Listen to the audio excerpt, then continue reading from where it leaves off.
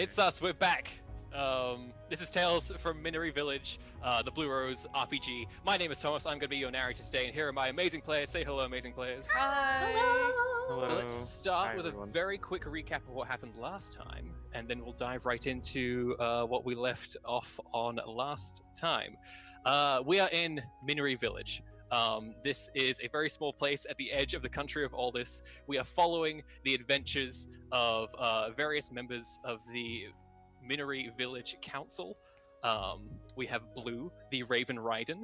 We have Micah, the Night Person Ambassador and City Watch Captain. We have Rami, local gossip and community leader. And last but not least, we have Val, who is the sort of spiritual leader, healer, all-around pillar of the community person as well.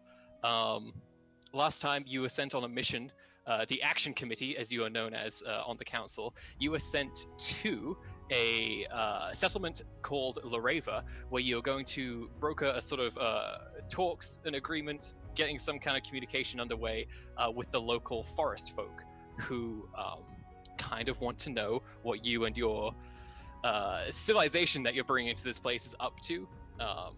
Because the Kingdom of Aldous is currently working on various large, ambitious construction projects, and Miniry is right next to all of that. You met with Elder Ix, and they seem to think that you were all right. They joked with you a little bit. You joked with them back and forth. All in all, great day. There was a slight snafu with a strange spirit that could potentially possess all of you and harvest your memories, but let's not worry about that now, because you believe you have safely dealt with that situation, at least for now. The big thing is that last time we ended with Val putting her daughter Hannah to sleep, and just as Hannah was getting ready for bed, Val went into her room and found a very odd occurrence of some random guy just standing there, and he introduced himself very succinctly as Gravicarius, the Frozen Star, Lord of the Tower, aka the Exarch of Pride, which is to say, a being equivalent to a godlike creature in this world. And he is now currently standing before you, Val. We're in Hannah's room. It's probably dark at this point. Just to remind you, the Exarch of Pride stands, fairly tall. He's got smooth, kind of long black hair, very pale skin, and these kind of violet eyes. And he is kind of just looking around and looking at you. What do you do? I sort of like I'm still looking at him, but I kind of reach around the side of the door and I just grab a broom and I'm holding it in front of me, just get out of my house now. He just kind of looks at the broom and he says to you, "Oh, you can't be serious. Really?" What else am I supposed to do? He just kind of takes the broom and just lowers it very slightly, and he says, "I think we've gotten off on the wrong foot. Can we please put the weapon down?"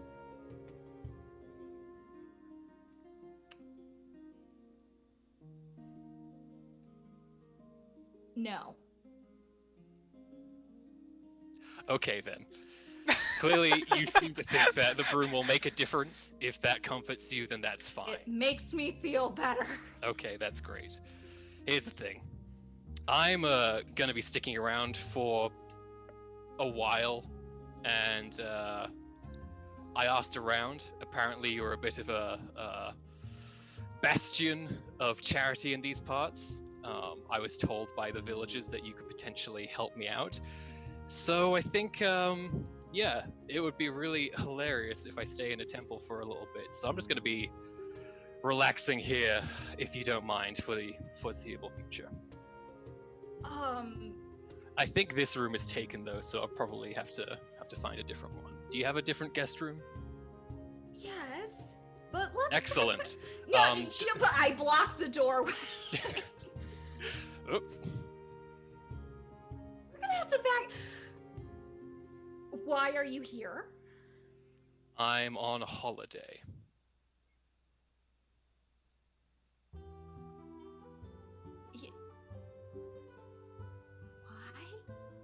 Why? Why? Why does anybody go on holiday? I'm tired. I'm stressed. There's a lot going on. I need to take some time to just relax and be me for a moment. Oh, that's such a mood. You're the Exarch of Pride? Correct. And you are in my daughter's bedroom. Ah, child's bedroom. Okay, yes, this will not do for me one bit. Let's go to whatever guest room you have available.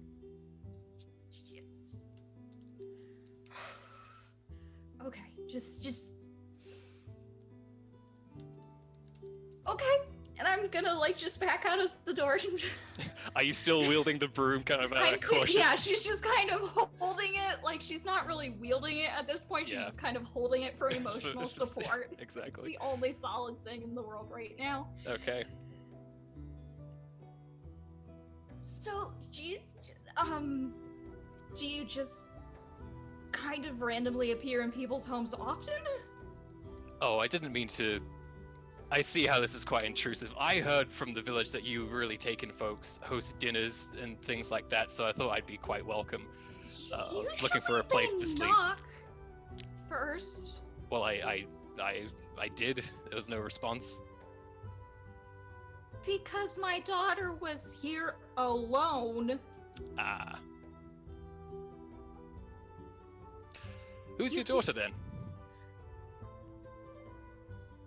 You don't need to know that. And I just like start Well, it's going to be a very awkward introduction if I don't know her name, but okay. Look. Are you just going to walk around the town introducing yourself as Gravicarius. Gravicarius. Lord of the Tower, Exarch of Pride. No, see, with me telling you, it's very much a calculated risk. I feel that it's important that at least one person knows my deal so that you can make sure others don't bother me. I am very much tired of being bothered. Right? You can understand that, surely? Why don't you just quit? Oh, we're gonna have some fun here, I think. No, I thought I'd sort of explore the hiking opportunities around here, maybe go fishing, never done that before. Sample the local flavor. You're here for... You're a tourist. Yes. I don't think the tourist industry in this village is particularly strong at the moment, but hey, maybe I can set some trends. Is this my bedroom? Yeah, this is a guest room. He kind of looks around and goes, well, it's not exactly a palace, is it? But, you know, it certainly does reflect the local flavor. I think this'll do. Okay, so... You seem concerned. Do you need to sit down? Should I make you something to eat? No, you're the Exarch of Pride. As we have established, yes. Yes. Gravicarius, Frozen Star, Lord of the Tower, Exarch of Pride. I am a priest. Okay. You're not exactly...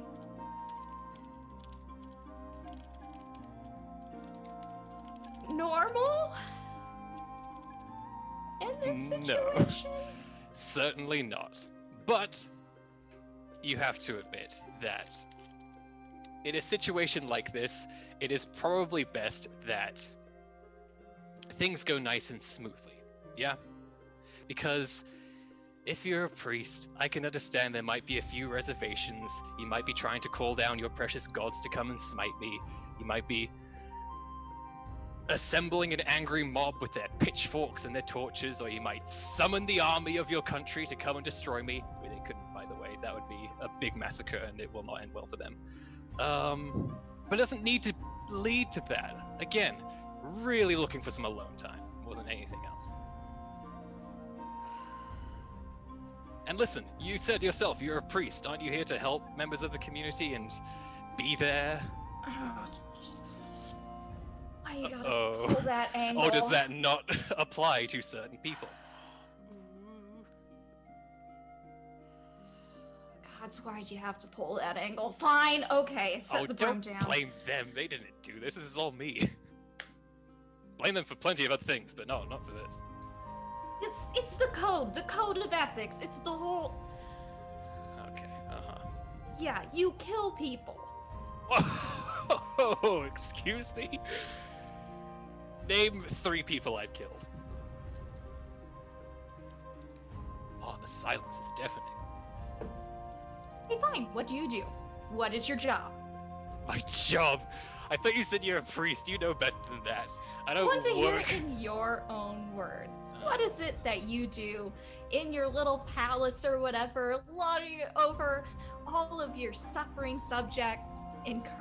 First of all, my palace is not little. Secondly, and then you hear a voice come from upstairs of Hannah going, "Mom, I'm ready." I'll be up there in a second. We have a guest. Give me 1 second. Okay. And Gravicarius says, "Oh, she sounds delightful." Let's just get okay. Are you here? Okay, you're here for vacation, so that Yes. means that you are not going to be doing any evil doing or smiting or corrupting of innocence, right? I don't plan on it, no. Excellent. Okay, we can work with this. Oh, I am so glad to hear that. If you hurt my daughter, I will Broom me? figure out some way to make your life awful. Okay, and I pivot on my foot and I just go upstairs. Fair enough. As you kind of leave, he says, "When's breakfast, by the way?" Because I'm more of a Starts at late. 6. Oh, that's a bit early. Do you have like a late option? No. We'll work on it. And you return up to Hannah's room. Is there anything you're doing in the interim, or are you kind of just like trying as best you can to keep this just as normal night as possible?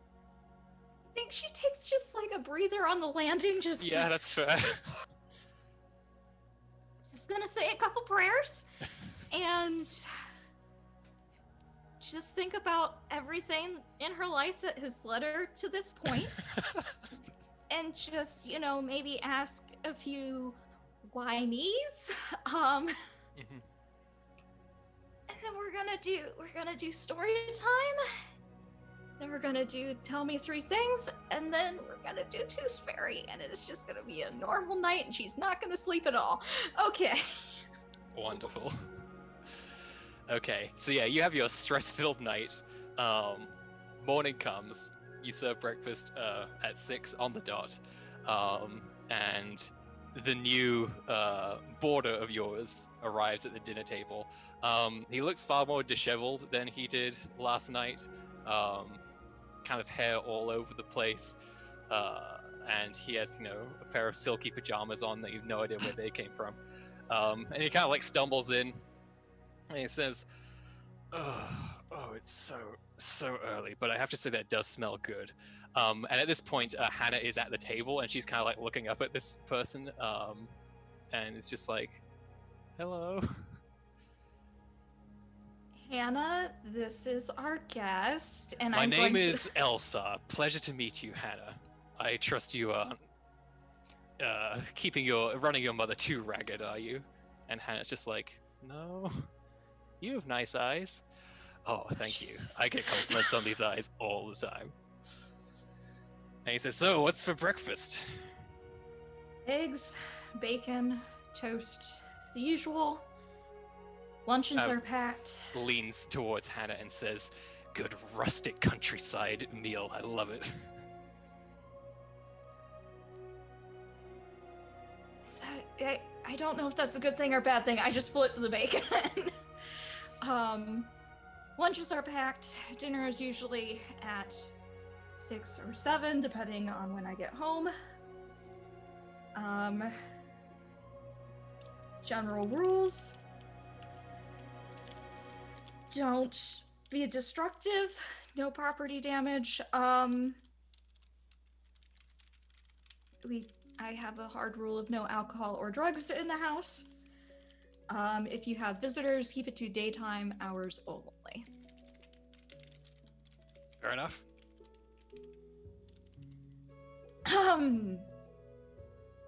So, I just put the plates on the table. It's a very tense and awkward scene of just this very sort of this godlike figure sitting with you and your daughter in a temple. Just, it's like an awkward family get together in a very twisted way. And Hannah is kind of just like slowly. She's not too fond of strangers in general, but as time goes by, she slowly asks this person who is now going by the name Elsa, just slowly asking him more and more questions, just like, so what do you do? Where did you come from? Did you travel long? And stuff like that. I pay very close attention to everything that he tells her. He says that he's been traveling for a very long time, and that he's heard great things about this village, and that it's kind of untouched at this moment, which is why he wanted to come here. He says that he is on a sort of business vacation, that he's not entirely certain how long it's going to last for, but he's looking to really see the sights and have a nice relaxing time while he's here. And I think Hannah asks him how you two know each other, and he says something along the lines of just like, we have an academic knowledge of each other, would you say? That would be accurate, yes. And Hannah's just like, that's such a weird way to put that. But she doesn't say anything. She just goes to show Elsa this massive gap in her tooth, just, hey, look at this. Oh boy. Hannah, that's not polite to do at the table. Oh, sorry. It's okay. It whistles when I talk sometimes. Yep. So, big question for Val. You have a lot of things you need to get to today.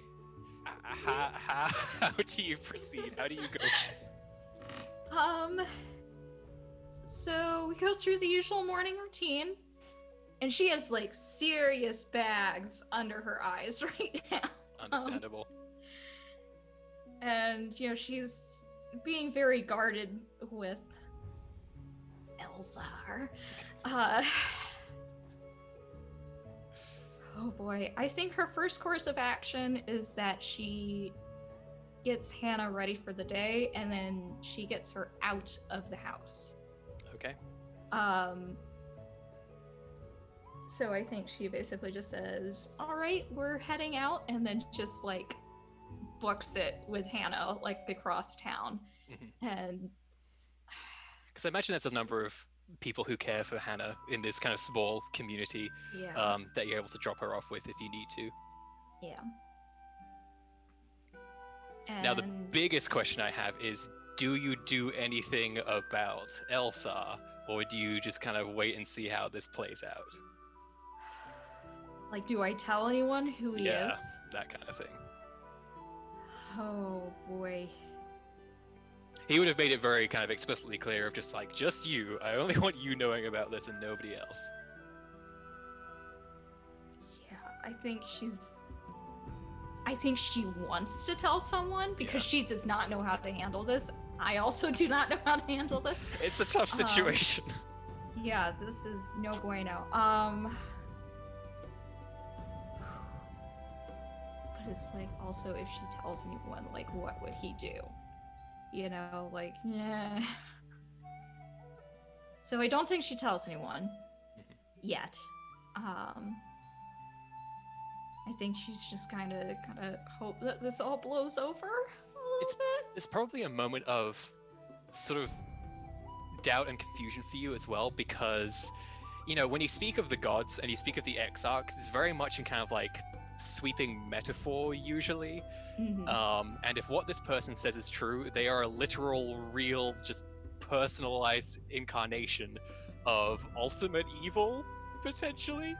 Like, you've never seen gods walk around. Like, that's not a thing. There's no kind of like tangible evidence of the gods aside from the miracles of life around you. Yeah. So this is very weird, very disconcerting.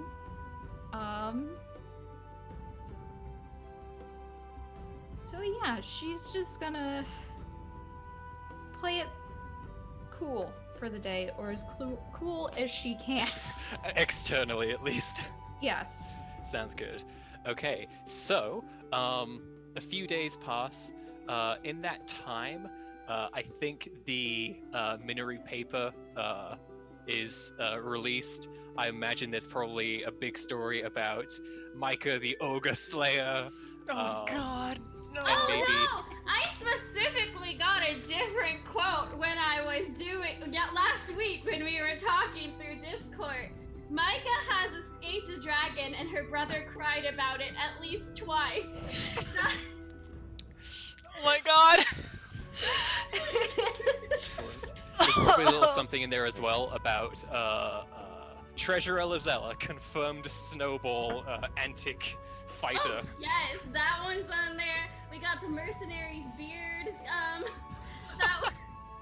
Stylistic. I let June have something on the 3rd page about safety or whatever. But Yes. In these trying times, we must remember that. and then it's like moisturizer. Here's what you should buy. Did you put in any kind of endorsement for that one fellow, the haberdasher, who came up to you with the new hat style? No, it was ugly. Then he will be very disappointed when he reads the paper today. There might be something about. Listen, there's only so much real estate on a newsletter. If anything, it would be like there are certain people in this town who are trying to be trendsetters, and maybe they should not be. That is so cruel. It's Boy. very rich Harsh. coming from Rami as well. Oh my god. That's great. That's so harsh. Honestly, I'm gonna go ahead and award you conviction for that, Rami. We're currently at our max, man. unfortunately, but Thanks, I'll take imaginary points. yeah. Just a reminder, you can all use conviction at any point to spend to reroll and various other effects as well. Okay, so during this time, let's just go straight to Rami. So the next big thing for the action committee is you are going to be making a journey to the settlement of Noroth, which is the next settlement on your list to kind of get these peace talks and sort of connections through for the other settlements together.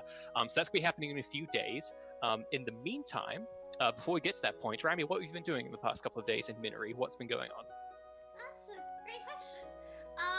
So you know what? I forgot to mention how much I was hyping up Bridges in our newspaper Okay. to try to convince him to sway him from arcs. To Oh, Ofeldo? Yeah. Yeah. So I've been just like, there's a whole section of the beauty of bridges and how fabulous bridges are. And look at these major bridges. She found like someone who worked on a bridge once and then like skewed a quote to make it sound like bridges are the most artistic things ever. The conversation was probably, hey, you worked on a bridge, right? Yeah. So they're very majestic and great, right? What?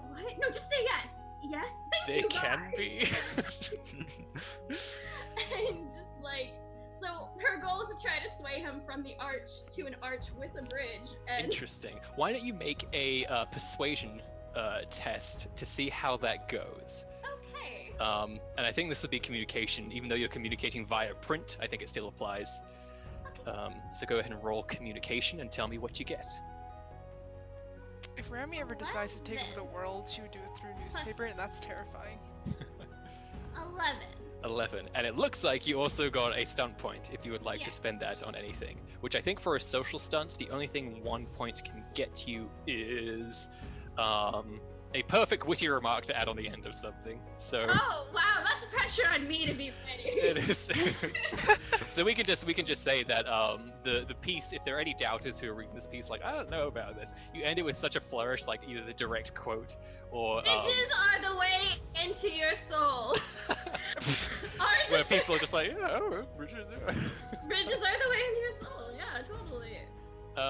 You are met within those couple of days by Ofeldo, the eccentric artist patron who is helping pay for all of these changes happening to Miniry.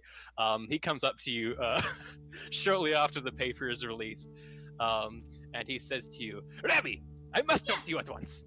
Oh, of course, darling. How are you doing? I am doing fantastic. My ideas have been bursting from my mind. However, I Yes, must yes. talk to you about this, and he kind of dramatically slaps the paper. And what exactly is it that you want to talk about?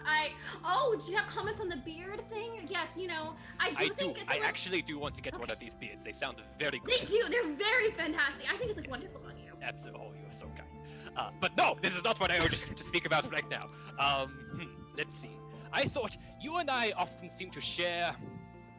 You and I seem to elevate ourselves above many of these people around us in terms of artistic creativity and integrity. And he kind of like pokes you in the chest when he says integrity. That kind of hurt! And he says, Rabbi, I thought you and I were of a similar mind, and yet here I see you trying to shove bridges down everybody's throats. What's that about?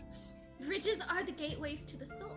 Oh, archways! It's two pillars, two extremes holding up a spectrum of ideas. I was very clear about this. I know, but an archway is very disappointing on its own. What is a bridge? A bridge is just a road over a river. It's nothing. It's nothing. Right, but you're not letting me talk. You're very argumentative and you're very loud. I am very passionate when it comes to the arts. I am very passionate about bridges. Let me roll deception.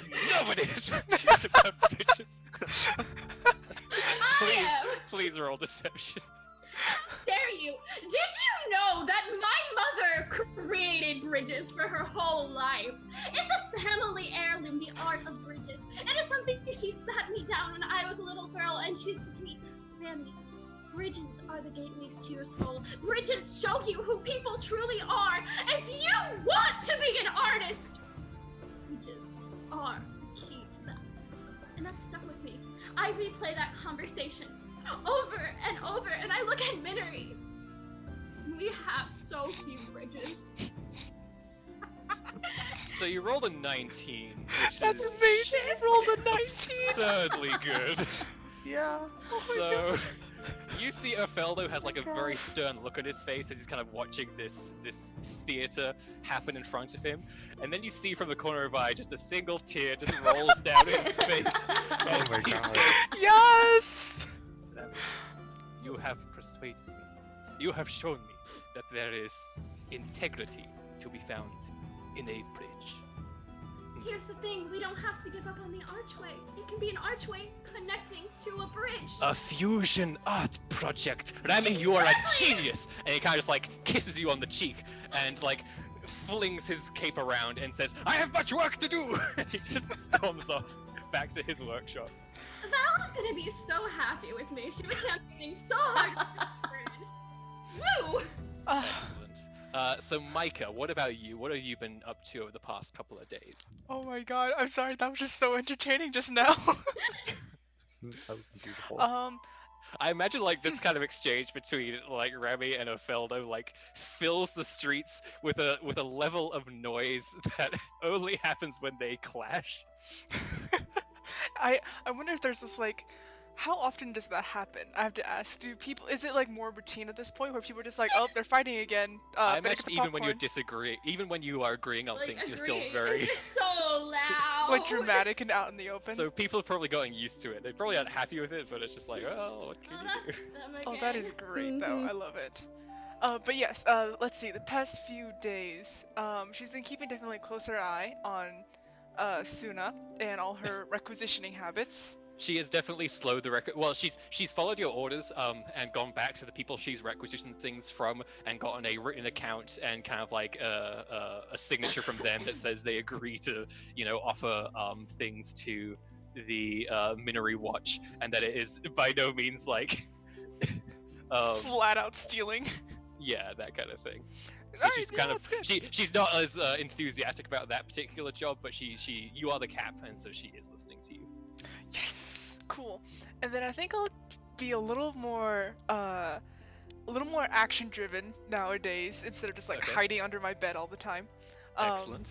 And just honestly wandering around town a bit more, like offering help to maybe some workers or anything near the caves, or even just like helping lift heavy stuff to the port and just like seeing like what's up, what's the local gossip, is anything actually troubling them, can I look into Yeah. something? Sure, absolutely. Why don't you roll a perception empathy test to see what you kind of pick up as you're trying to be outside a little bit more, show your face a bit more. Okay, yeah. Oh, I'm not good at perception, empathy. Excellent. That's not excellent. Listen, we can't all roll 19s. I know. I rolled a 10, my dude. 10 is perfectly fine. The primary thing that you notice, like, of course, there's always a bit of work to be done around town, and your help is always appreciated, and people are always wowed by just how immensely strong you are. But the biggest thing you notice is that some people are kind of giving you a weird look, and you're somewhat used to those because there aren't many night people in Miniry, and you are definitely one from a very different culture as well. However, these are not looks of kind of like a cautious sizing up, but looks of that sort of seem to express, wow, could she really have? I think she could have. There's a little bit of awe and kind of people being quietly impressed with things they might have heard you have done. And since you don't necessarily have a huge presence outside of what you are doing now, a lot of what people have to go off is hearsay from both Suna and Rami, and you very quickly learn that there are some wild tales about you circulating around town. Oh no! Can I go find Rami? Where's Rami? Is she? Yeah, Where is she? you hear the sound of Rami and Ofeldo echoing throughout the streets. So it's fairly easy for you to find her once her business there is concluded. All right, I'll stand politely off to the side and wait for their conversation to finish. Yeah, no, they're done by the time you get there. But as soon as they're finished, I'm just storming over. Rami, we need to talk. Right now, please. What did you say? What did you write? Oh, on you, so many things. What did you write? Well, I mean, I had to talk about how you escaped dragons. Remember when you told me about that lovely little game of yours? It's a board game! If they read the very small fine print, they could see that. I was very accurate in my telling. Micah, don't worry. I was just talking about how you punched the ogre. I never met an ogre! Oh, I did talk about how you one-shot that little fairy guardian thingy that we I just shook him out of there! Rami, what planet do you live on? According to the paper, you defeated a titanic kind of armor-clad golem in one hit with your swing of your mighty hammer. Rami's like... It was very well described. This is all lies. I never punched an ogre or hurt anyone or anything. Rami, What if some dragons would come back and challenge me to it? Stories. I'm trying. You over here. You are being so loud and you're being so negative towards my life work, and it's making me so sad. I spent so long on this, Micah. Look at how sad I am. Look how long I have spent on this. I'm sorry. I just get kind of nervous sometimes, and I'm sorry. I didn't mean to offend. Oh, you weren't. You're supposed to not do that. You always make me feel bad because you give in so fast. You make it not fun. I didn't mean to offend. I just want people to know me for who I am. I don't want people to think that I can punch ogres or run away from dragons or even seen a dragon. I don't really know what a dragon really is, honestly. You know what? I'm not very clear on it either. It just kind of seems like a gross lizard. Yeah. A reminder about this universe: nobody knows dragons aren't a thing. Nobody knows what dragons are. They are only relevant because, according to your people's written histories, Micah, the Sorcerer Kings were dragons, and that's very confusing for many people, especially historians, who do not think that is what happened. Honestly, I have no idea what that means either. People will buy anything. You're taking this really serious, Micah, but everyone knows that all my thing is lies, right? If anyone buys into that, it's their own fault for not being smart. It's not our fault. So don't worry about it. And hey, isn't it nice that people respect you more now? I guess? I guess that is kind of nice. Exactly! So I'm helping. See?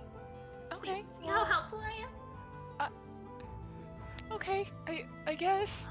Well... No, you're doing that thing again where you give in immediately. I did something annoying. Tell me I'm annoying! You're very annoying. What? What? Thank you! I was very annoying. It was wrong of me to do that. You're right. Okay. What do you want me to say? Just tell me what to say. Okay, here's the thing. It's no fun to get out into fusy situations if you're not trying to actively tell me how wrong I am. At this point, I'm just getting away with everything and it makes me feel bad. Okay. So Tell you me don't... what... So you don't want to get away with everything? No, I don't. I feel mean. Okay. Yell at me. Okay. Well, I don't really yell exactly. You know, it's not really my style and things like that. But I am annoyed with you. Mm-hmm. Yep. And she'll just walk away. That's the As you do, consequence. there's some villager there who just says, "Oh, morning, Captain," and just kind of like bows ever so slightly towards you. We don't do that. Okay, that's okay. Bye. Just kind of smiles. Oh, So, Blue, what have you been up to the past few days?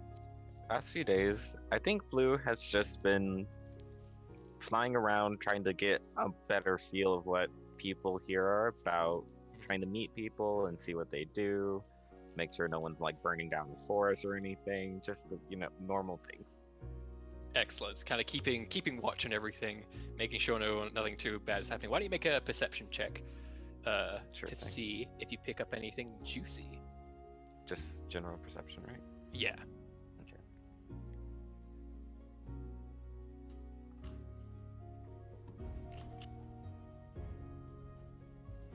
ooh.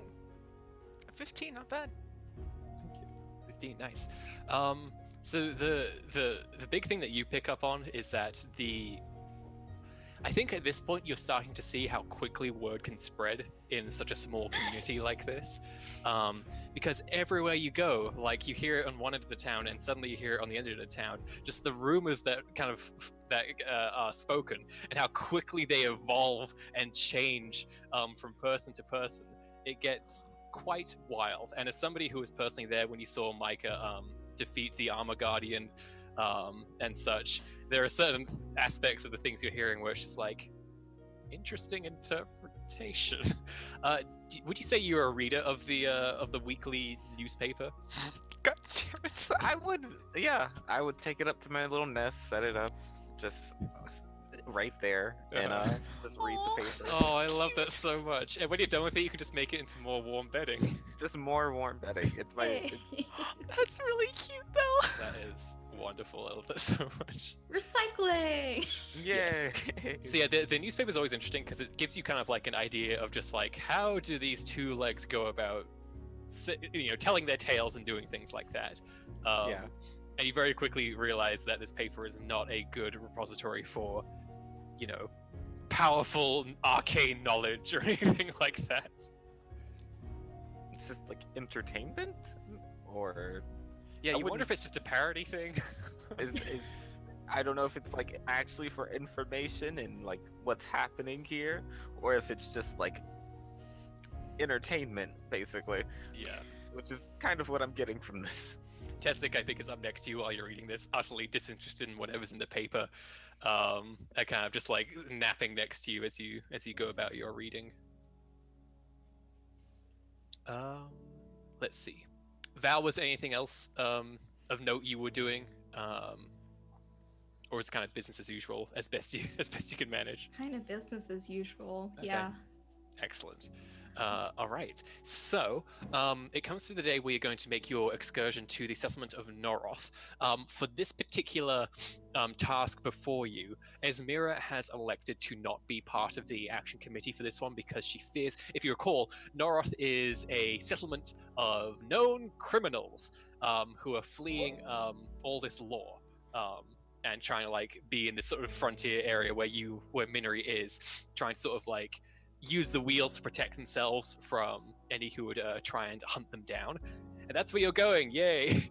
Esmira believes that her presence there might be a bit too disruptive because she is a direct line to the kingdom and a direct representative of its laws. So she thinks that it's best if you all go, but also if you bring Rickard with you. And Rickard is the Arcana advisor, the sort of young magic the young man with a lot of knowledge when it comes to Arcana. And a lot of hair. And very nice, beautiful, flowing locks of hair that he does nothing to, and yet they look amazing. I don't believe him. I think it's a secret beauty routine he's keeping I from know, me. it has to be. Dude, I'm so disgusted with people like that. I'm just so annoyed. He definitely has one, and I'm gonna figure it out. So the reason you're going to bring him along is because from the various scouting reports that you have from Micah's people, as well as the City Watch, as well as Blue's kind of like eyes in the Weald, you know that Noroth protects itself with kind of powerful magic. And Esmira believes that Ricard should be able to help you out with anything you come across. Like, ideally, you'll be able to figure it out on your own. If problems do arise, though, he will be there to lend a hand. So you all assemble on this day, getting ready to depart, and you realize Ricard is nowhere around. And it takes you a little bit for you to ask around to kind of figure out where he is. And you are led to the port of Miniry, and you find out that Ricard is currently standing in a small rowing boat in the bay of Miniry, and he is holding a spyglass and kind of like looking up at the nearest mountain to Miniry. And Ozzy is there. Ozzy, the port authority, very big, muscly sea folk, and he kind of like speaks to you and says, "He's been at it for a while." And he sort of like turns around and yells with a big, booming kind of like sea captain voice, "Ricard, you're needed!" And it just echoes throughout the bay. And Ricard kind of like jumps a little bit at that sound and kind of looks over and goes, and sort of puts the spyglass away gently, and very slowly starts rowing his way back towards the rest of you. And Ozzy goes, "Head in the clouds, that one, I swear." What is he Looking for that researching? crab thing, right? That you were telling a bunch of lies. Oh no. Oh, It, no. not lies. You should know it's more truth exaggerations than anything else. And he kind of so like I'm slaps you on the aware. shoulder. Ow! I'm aware of what I do. I tell lies and people buy into them for fun. You tell lies and people buy into them for fun. We don't They're have to sailor stick- stories. Nobody's meant to take them seriously. I know. I understand. Ricard has no filter. You guys have to be a little more careful about that with him. I swear, this boy, you're gonna lose him about 7 times on your journey when he just kind of looks at an interesting insect that he finds. Oh. I think he's a bit starved for things to do here. Not a whole lot of magical intrigue happening in this village. Has he tried picking up a hobby? Oh, wouldn't that be something? What can you imagine that boy doing? Maybe bird watching? I'll get him out and about. No, I feel like that's gonna be the same problem as before. He's just gonna space out somewhere. You know what? He needs a hobby where he has to focus on something. So, you know what? I think you should follow Micah around and just like you can teach him how to lift rocks and teach him how to press weight.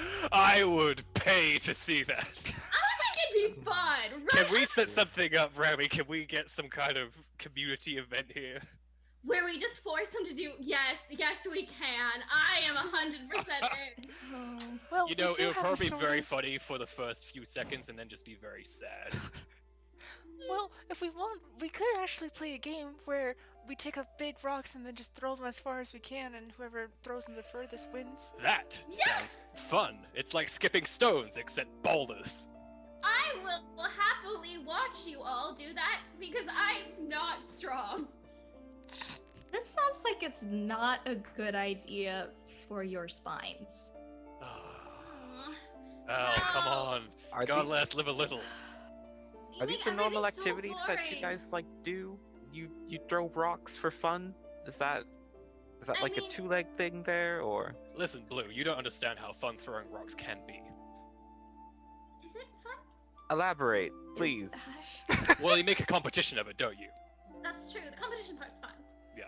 It's a test of strength, test of stamina, test of agility. Beautiful. And the Why whole not? point You is watch when you things win, smash you other feel things. good.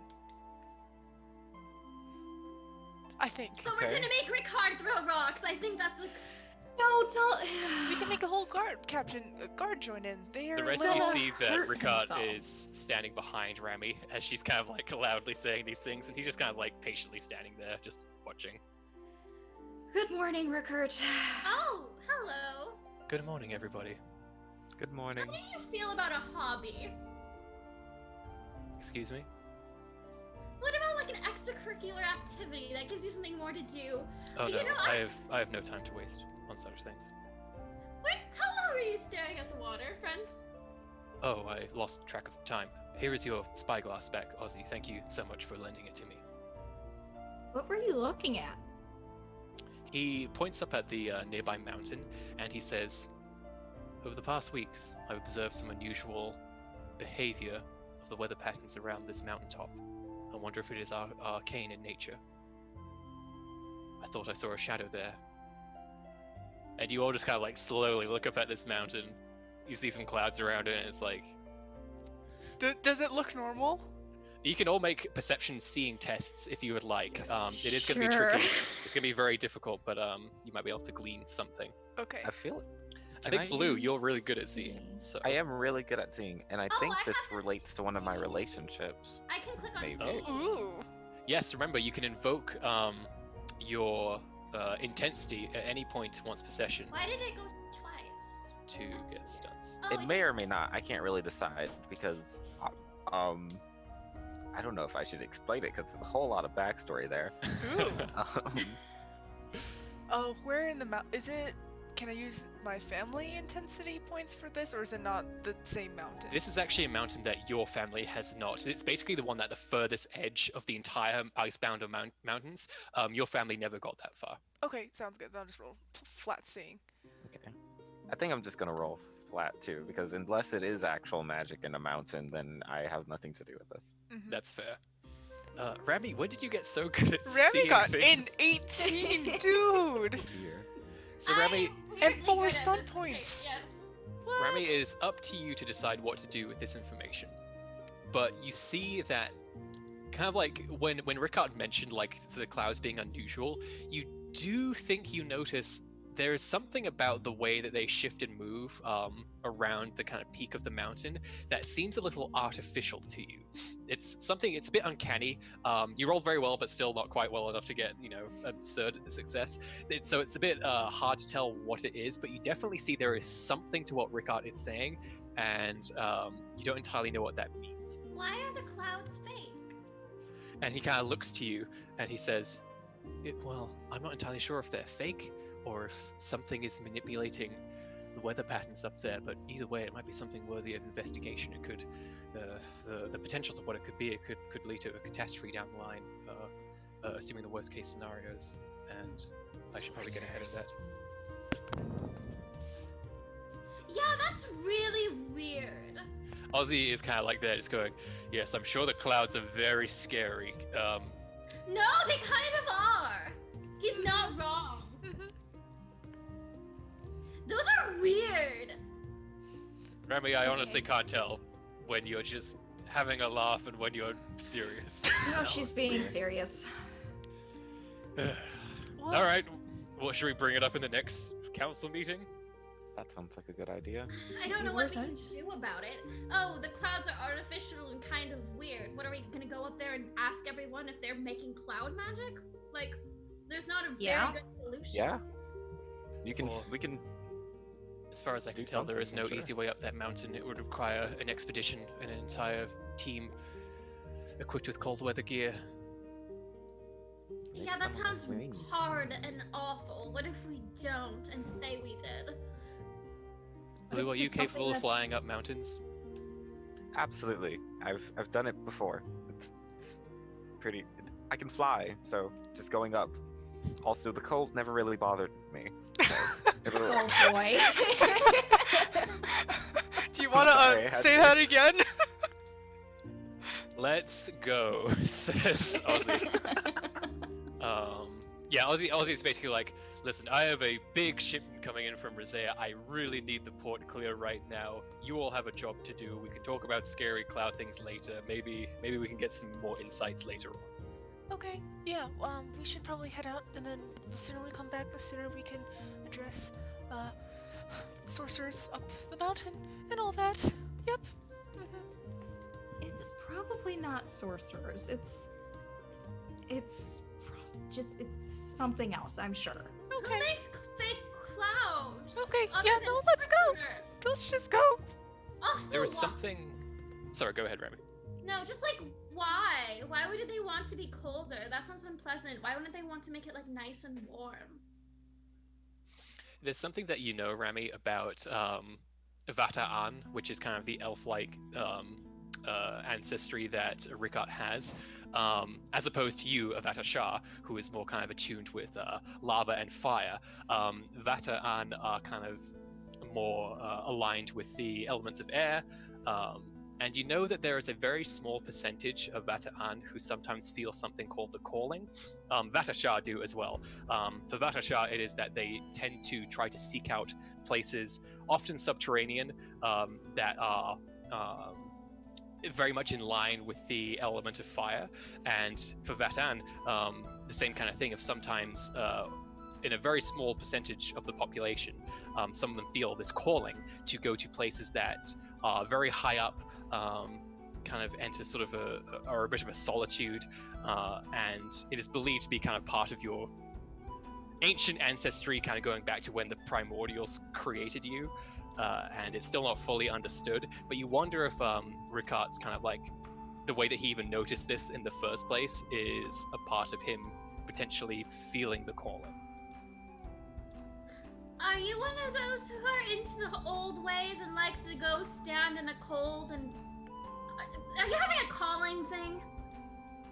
He looks at you and goes, "Oh, I don't believe so, though I've never personally had much of an opportunity to look into it much. But no, I believe my interest in this mountain is purely academic."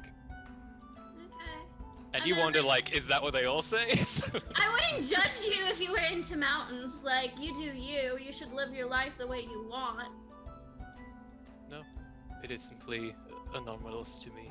Sorry, anomalous. Tricky word. Yeah,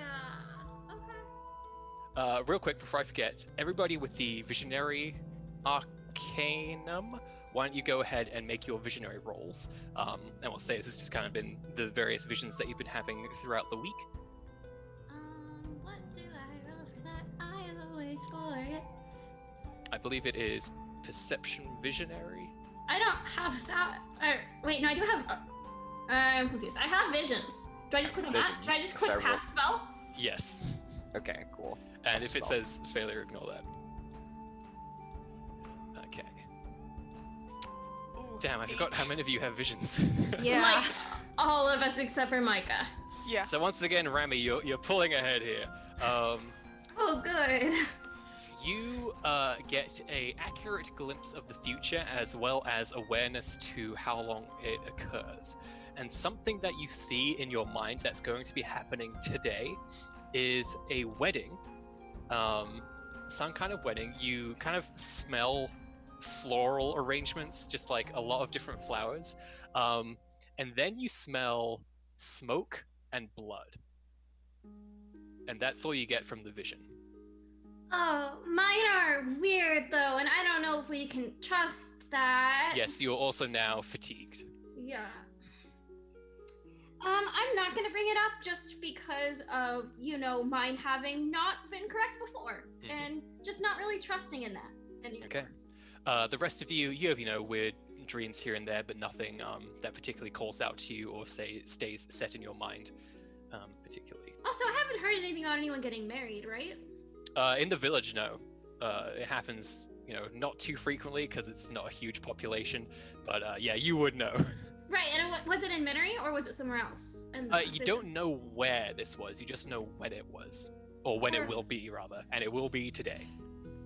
Okay, I mean, I'll bring something up if I hear about a wedding, but until then, I'm just assuming this is my stuff being wacky again. Absolutely. Okay.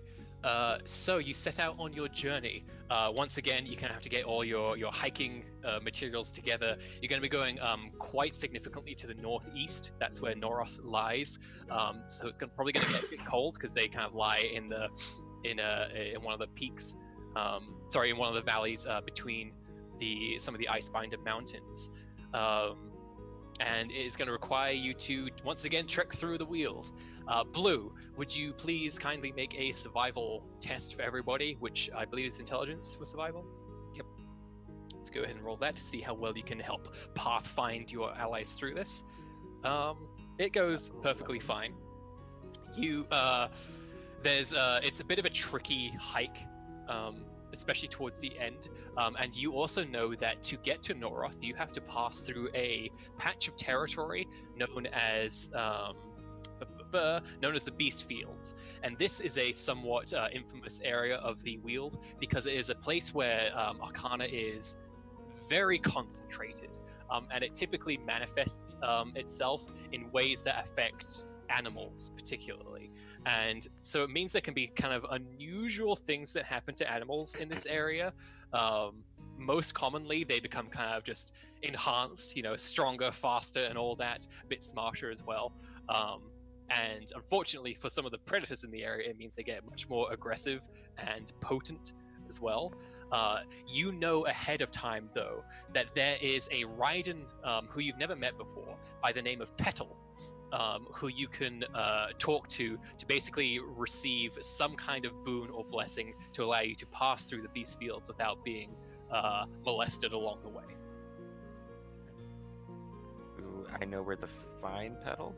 Yes, it is kind of like it's like legends and stories told throughout Raiden in the Weald about various places and other people that exist as well. You know that you basically need to search for a very specific hollowed out tree at the edge of the beast fields, and you also know that there will be very specific marks left that only you would be able to kind of tell against sort of natural foliage of the area that should lead you directly to where you need to go. Cool. And would I know what kind of Raiden Petal is? You do not know. You just know that they are a Raiden of some description. You know it's a he, and that's basically it. Oh, he. So yeah, unfortunately, the your survival check was okay, but it's gonna take a bit of a strain on everybody. So everybody, please make a Constitution stamina test, as you kind of have to hike up the worst parts across this journey, and I'll make one for Ricard as well. I fell out of roll 20. Where did you go, friend? Do you want me to roll for you? Sure.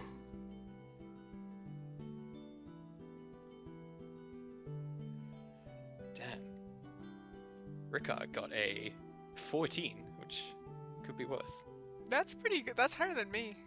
Yeah. I don't know where that energy comes from. Did you want me to make a Constitution test as well, or? Since you're flying, we'll say you don't necessarily need to. It's more of you weren't able to guide people through friendly places for walking, basically.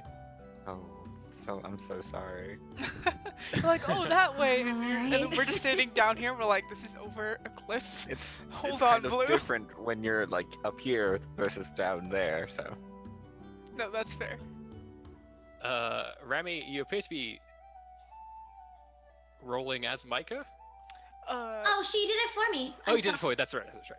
Unfortunately, all of you suffer one level of fatigue, which isn't too bad. For you, Rami, that means you're now at level 2, unfortunately, which is a little bit harder to recover from. And basically, it just means you get a penalty of -2 on all your rolls. That's fair. So you're I have quite a bad tired. headache. Yeah, it's a combination of like your vision sickness as well as just being forced to hike in the cold.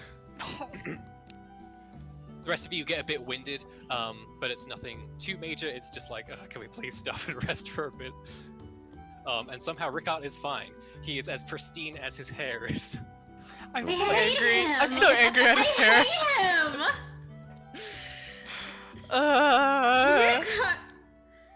Why is your hair always perfect? What? Your stupid hair. We've been traveling for so long. It is so miserable, and your hair looks perfect. I don't know. I don't really pay much attention to it. I'm so pissed off at that answer. In real life, I'm so pissed off. Like there's a gentle breeze that goes by and just kind of blows. No! His locks. They shine in the sunlight. And this boy washes it with water, and it's like, come on. No! He's lying. He's doing something to that They have to be lying. They condition it. They have to straighten it every day. Something. I hate it when people say, I just wash it with the water every night. Blue, you think that maybe the level of noise coming from your party is not advised at this current juncture. I'm not gonna tell you guys what to do, but maybe I can suggest that we not be as loud. As I told you already, the animals here can be extremely aggressive, and that amount of noise is definitely gonna bring some attention that we do not need right now. Still angry. I'm fine. My head hurts. His hair is perfect. This is such a wonderful trip. I look over to Ricard's hair and I say, oh, it is very nice. he just kind of looks at you, just like, I guess, and doesn't really. I guess. I guess. Okay, you start to ponder the thought of, could this be sorcery? This feels like sorcery. This is 100% sorcery. This is magic. You said you have a headache. Do you want help? Wait, there's stuff you can take for headaches? Yes. I mean, if you don't want to take a medication or something, I could just try to heal you. Sure, I guess. It's just kind of something I've had my whole life. I didn't really know there was many solutions to it. Oh, definitely. Yes, we have solutions for migraines and headaches. So that's really interesting.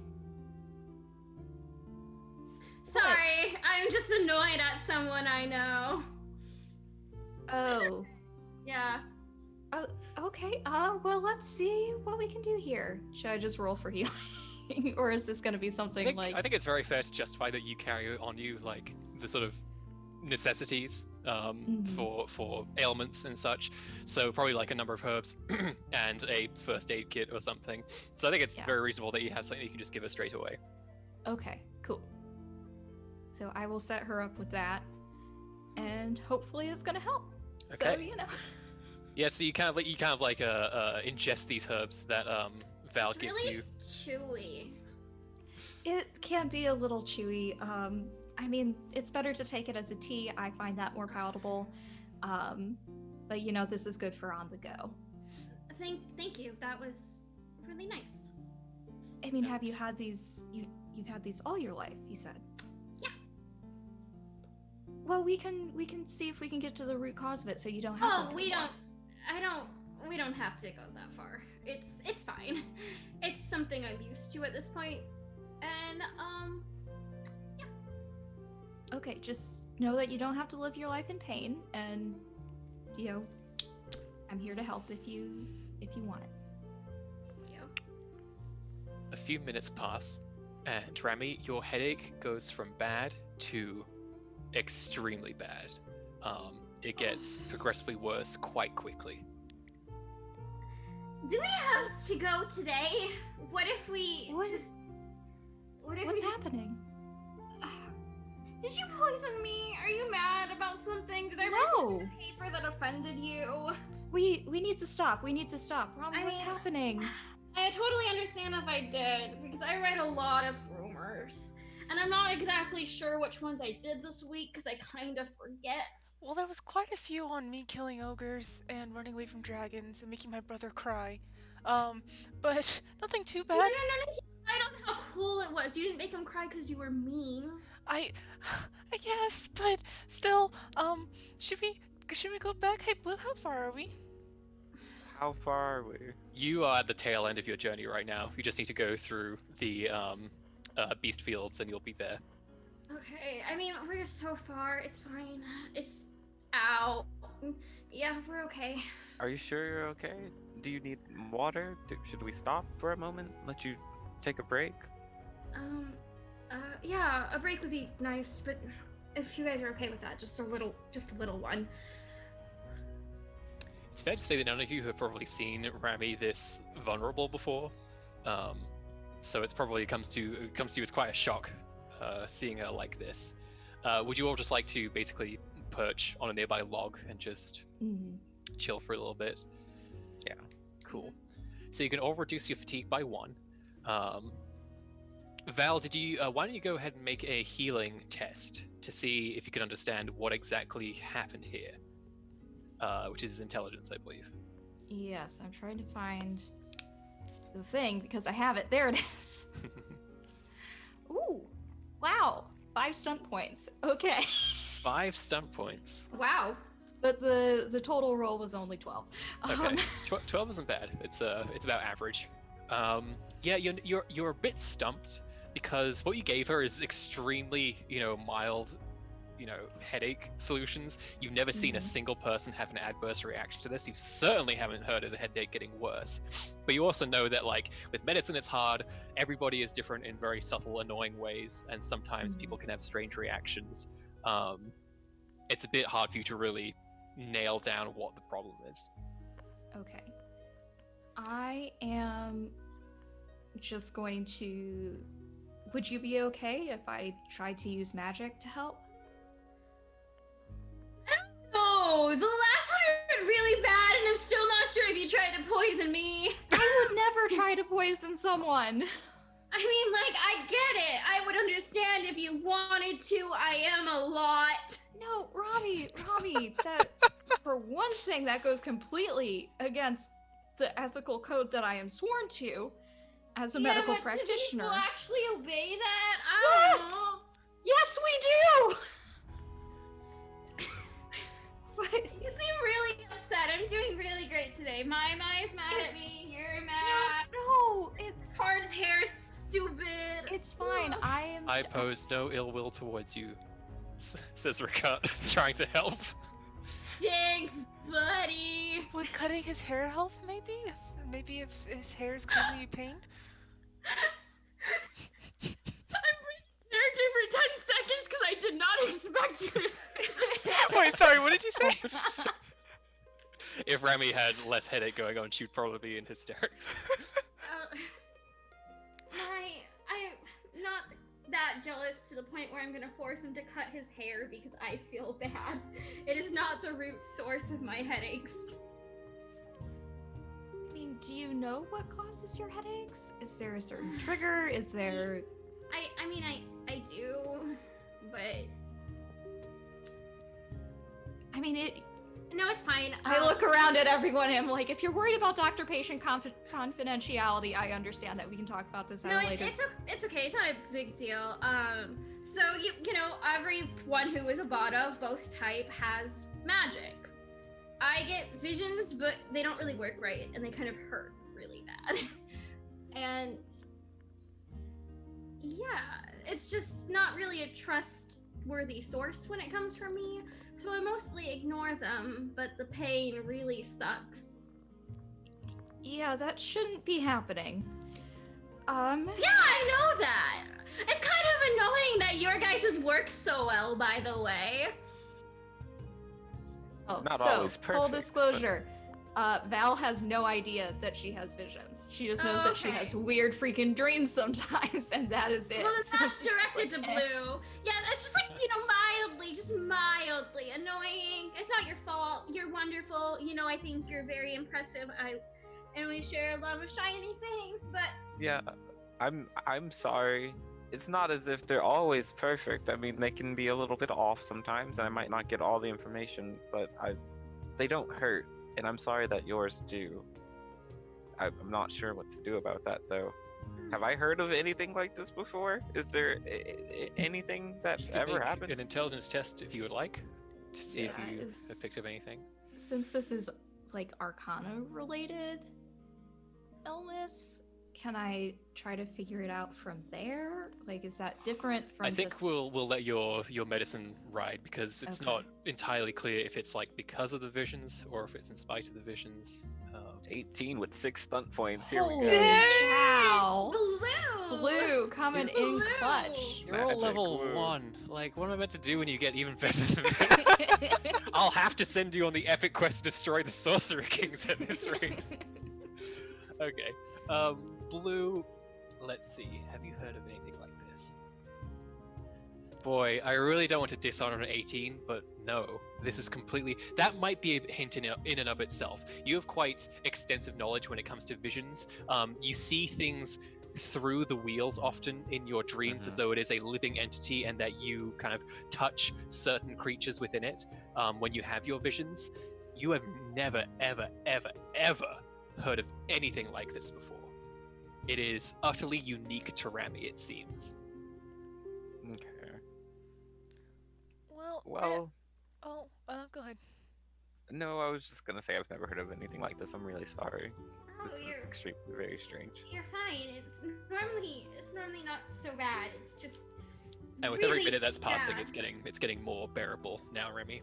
Yeah, actually, it's starting to get back to the normal level of bad instead of the I'm going to die level of bad. So that's really good.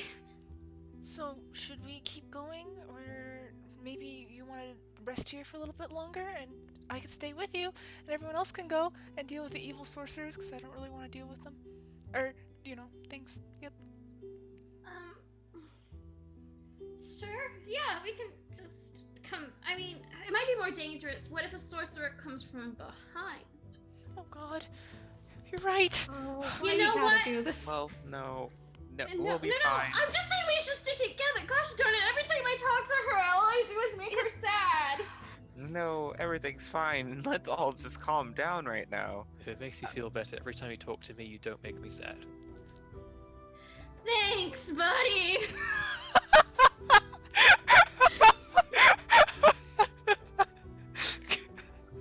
Coming from him, that's actually very sweet. It is, but man, it's just really funny.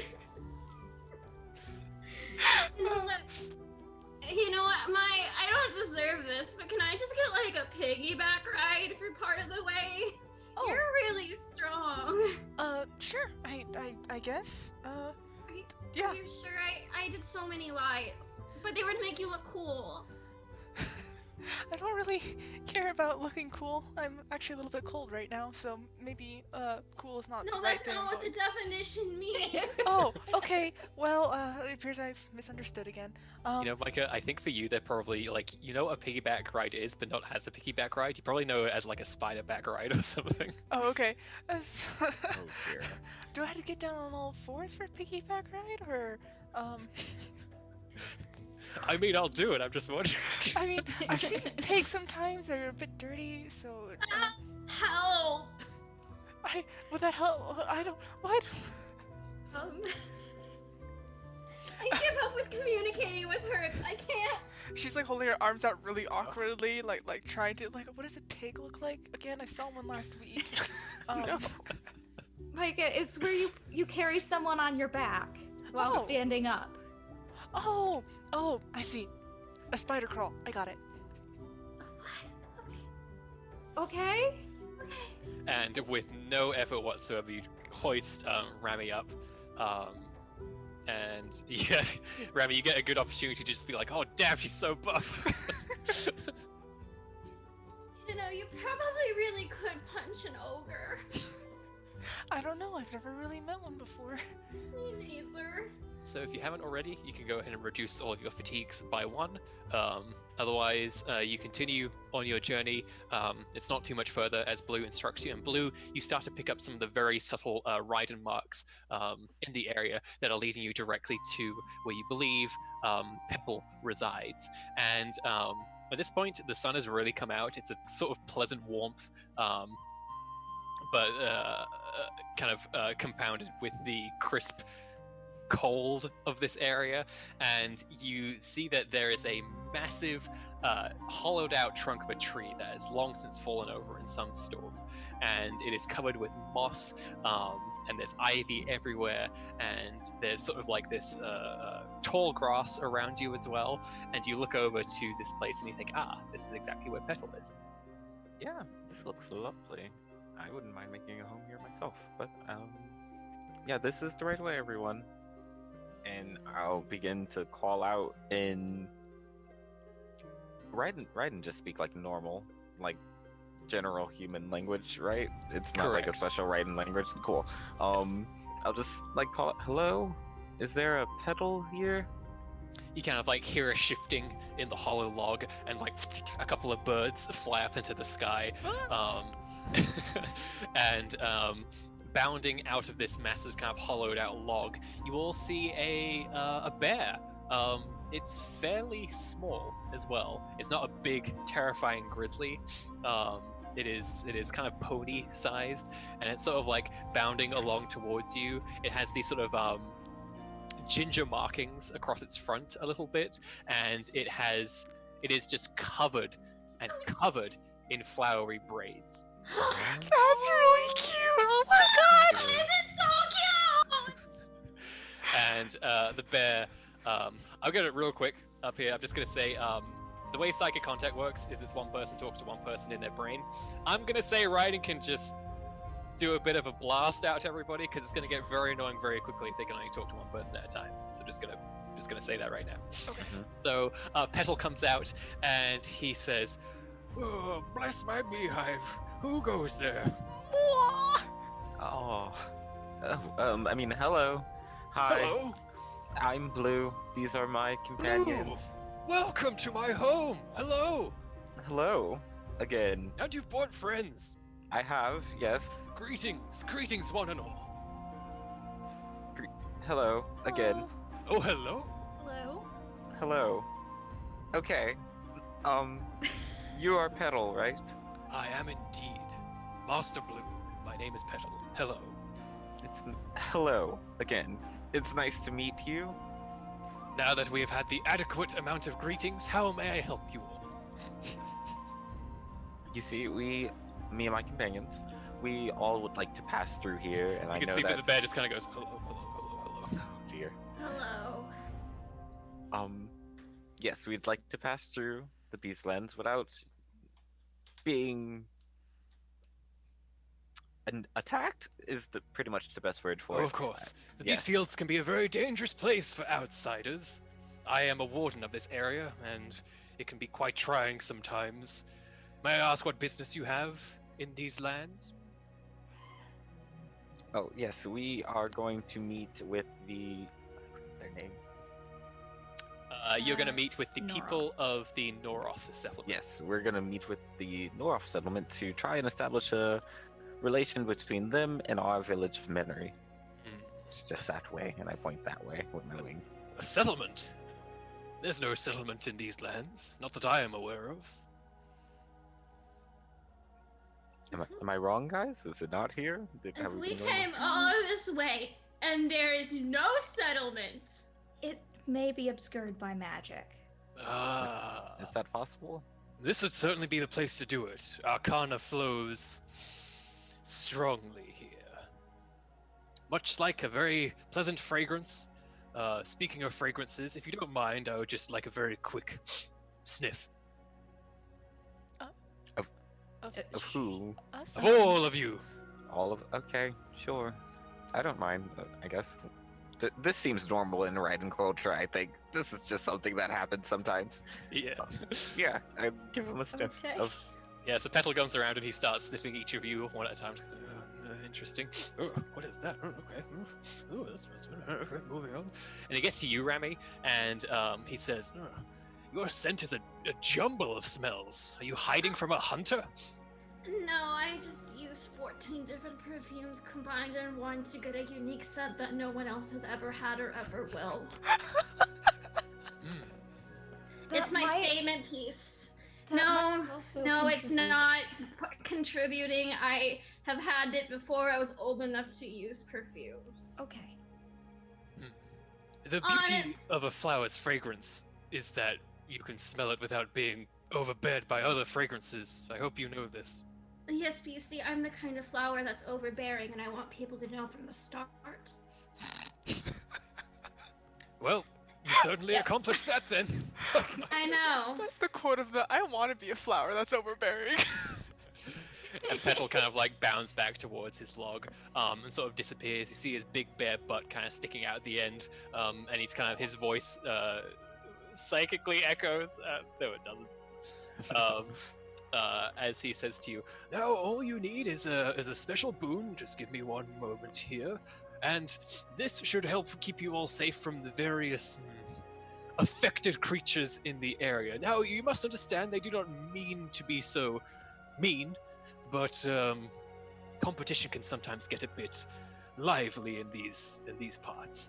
And he goes up to you, Blue, holds out a claw that is covered with some kind of orange sap, and says, "All right, Blue, let's do you first," and just marks it on your forehead. oh, well, there we go. I believe it's done. Do I feel anything? You feel nothing has changed. Okay. But Petal goes up to the rest of you, kind of stands on his hind legs, and just sort of reaches out and baptizes you with this sap. Ugh. In a really pretty shape. Can you do like a smiley face or a heart or something? I don't know how to do either of those. I could do an acorn. Yeah, totally. I like that. I'm gonna roll his dexterity. Damn, that's a 12 plus. Who cares? He does a pretty okay acorn. It doesn't matter. I don't look in mirrors. As long as I believe I have a good acorn, that's what. No, it's important that for the duration of your stay in the beast fields that you keep this mark upon you. Understood? Don't go wiping it off. What? Okay. Michael was just about to like wipe it to see what it is. I'm like, oh, okay, got it. Just like, yes, this is the natural ward that will keep you safe. If you need a reapplication, please feel free to come back towards me. I do wish you luck on your ventures, travelers. It was very pleasant meeting each of you. It was lovely meeting you. Farewell. Thank Good you, day. Petal. Farewell. Goodbye. Bye. Goodbye. Petal. Safe journeys. So long. Rami, are you sure you don't want to try magic to cure this? It got so bad last time. I'm just starting to not feel that. Okay. If we were at the village, I would let you try whatever you want, but considering where we are and how much effort, if you guys do it that bad, I'm just gonna have to wait here, and that sounds not fun. Oh, Randy, Although don't Petal rub is- your forehead. Shit. The it acorn gone? it's not gone, but the acorn is the visage of the acorn is destroyed. Leave orange there's an smear. acorn, and that's what matters. Am I certain that that will work and that it's not like broken now? Yeah, Petal said as much. As long as the mark is still there for the most part, Okay. it should be fine. Cool. Just making sure. Maybe. Oh dear. Thomas! I'm kidding. I'm kidding. I really shouldn't do that when I'm the Don't say narrator. maybe. No, you're fine. Okay. Okay, so you proceed. You bid your multiple farewells to Petal, and you go. You proceed through the beast fields, and you quickly kind of get away from the more forested area to a place that is filled with tall grass. And it is very loud as you move through it, and even as the wind flows through it, you can just hear it just rustling and rustling. Makes it really hard to hear anything around you. With that said, however, you do get the distinct feeling of being watched, and you occasionally kind of hear something moving through the grass here and there, but you can't really get any eyes on anything. And kind of at the edges of the tree lines, you feel like there is something in the shadows that is looking at you, kind of watching and waiting as you move through this place. And you maybe occasionally hear a very sort of loud thump or howl in the distance of a creature much larger than you are used to, local to Miniry. It kind of feels like you're being circled by sharks right now. What time of day is it? Let's see. You would have set off in the morning. You had a slight delay, so it's probably just early afternoonish. Normally, attention feels nice. This doesn't. And Rickard is there, just kind of like in a very sort of half there, half somewhere else attitude, and he's kind of just like looking at the grass and the area around him, and he just quietly says to himself, "If the arcana here is truly more concentrated, what applications could that mean for arcana that we ourselves cast? Were we to have a piece of this wield for ourselves, what could we do?" Micah, grab onto his arm. I don't trust that he's not gonna wander away like a toddler. Oh, okay. And like, I guess just like one arm under Remy and one arm on Ricard. And between them, there is nothing they could do to stop you. I'm gonna just like, if he continues to murmur about things like that, I'm Uh-huh. gonna just like try and like stay above him or sit on his shoulder, make sure he's not saying anything like super suspicious. Like, Yeah, this is oh, kind of something you're what- worried about, Blue, of just like, haha, no, don't go tapping into our natural magic, please. Stay. Yeah, that's stay. not cool. Just, It's like the reason you were made the right and representative by the unicorn. Yeah, do you say anything to him? at this point, unless he like actually like intends to do something, I don't want to like sway what he's gonna say away from like something that I need to hear so that I can say no. Excellent. So yeah. Cool. Yeah, he kind of continues muttering to himself, but he kind of like jumps from thought to thought fairly quickly, and then kind of notices a nearby tree whose leaves seem to be kind of like this gossamer material, and he goes, "Oh, that's very interesting." Sort of just goes from one thing to the next. As you're proceeding onwards, you know that you need to go to kind of the area where there is a slight pass between two of the mountains, and along your way, you kind of part through some of this tall grass and enter an area that's a little more just nicer and tamer. You feel the sensation of all these things around you seems to lessen to a degree, not completely though, and you actually start to hear something rustling from behind you, moving at alarming speed. And it is like, you can see in the tall grass as well, there is just a hole that is quickly moving towards you. Micah? Yes? I think there's something here. And, she's gonna, I think she might drop Rami, sorry. I deserve that for the rumors. And just, grab, let go of Rickard as well, and then grab the hammer and hold out, really panicking. Okay, you see that quickly bursting from behind the tall grass, a horse-sized peacock emerges with kind of a with its resplendent plumage in full fan behind it, and it kind of just like looks at all of you and just makes the kind of sound of a peacock. What's that? What is that? Very What is big that? peacock! What's a peacock? Okay, gosh. That's a Dude. peacock? You see that, right? Yes, it's real. Okay. What? And you just hear Rickard go, fascinating.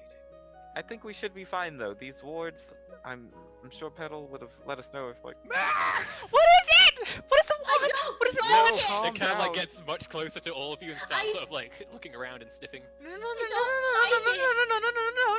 Is it doing anything? Like, does it have its plumage out behind Yes, it? it does. Big fan. Okay. Is it? Is it acting Randy?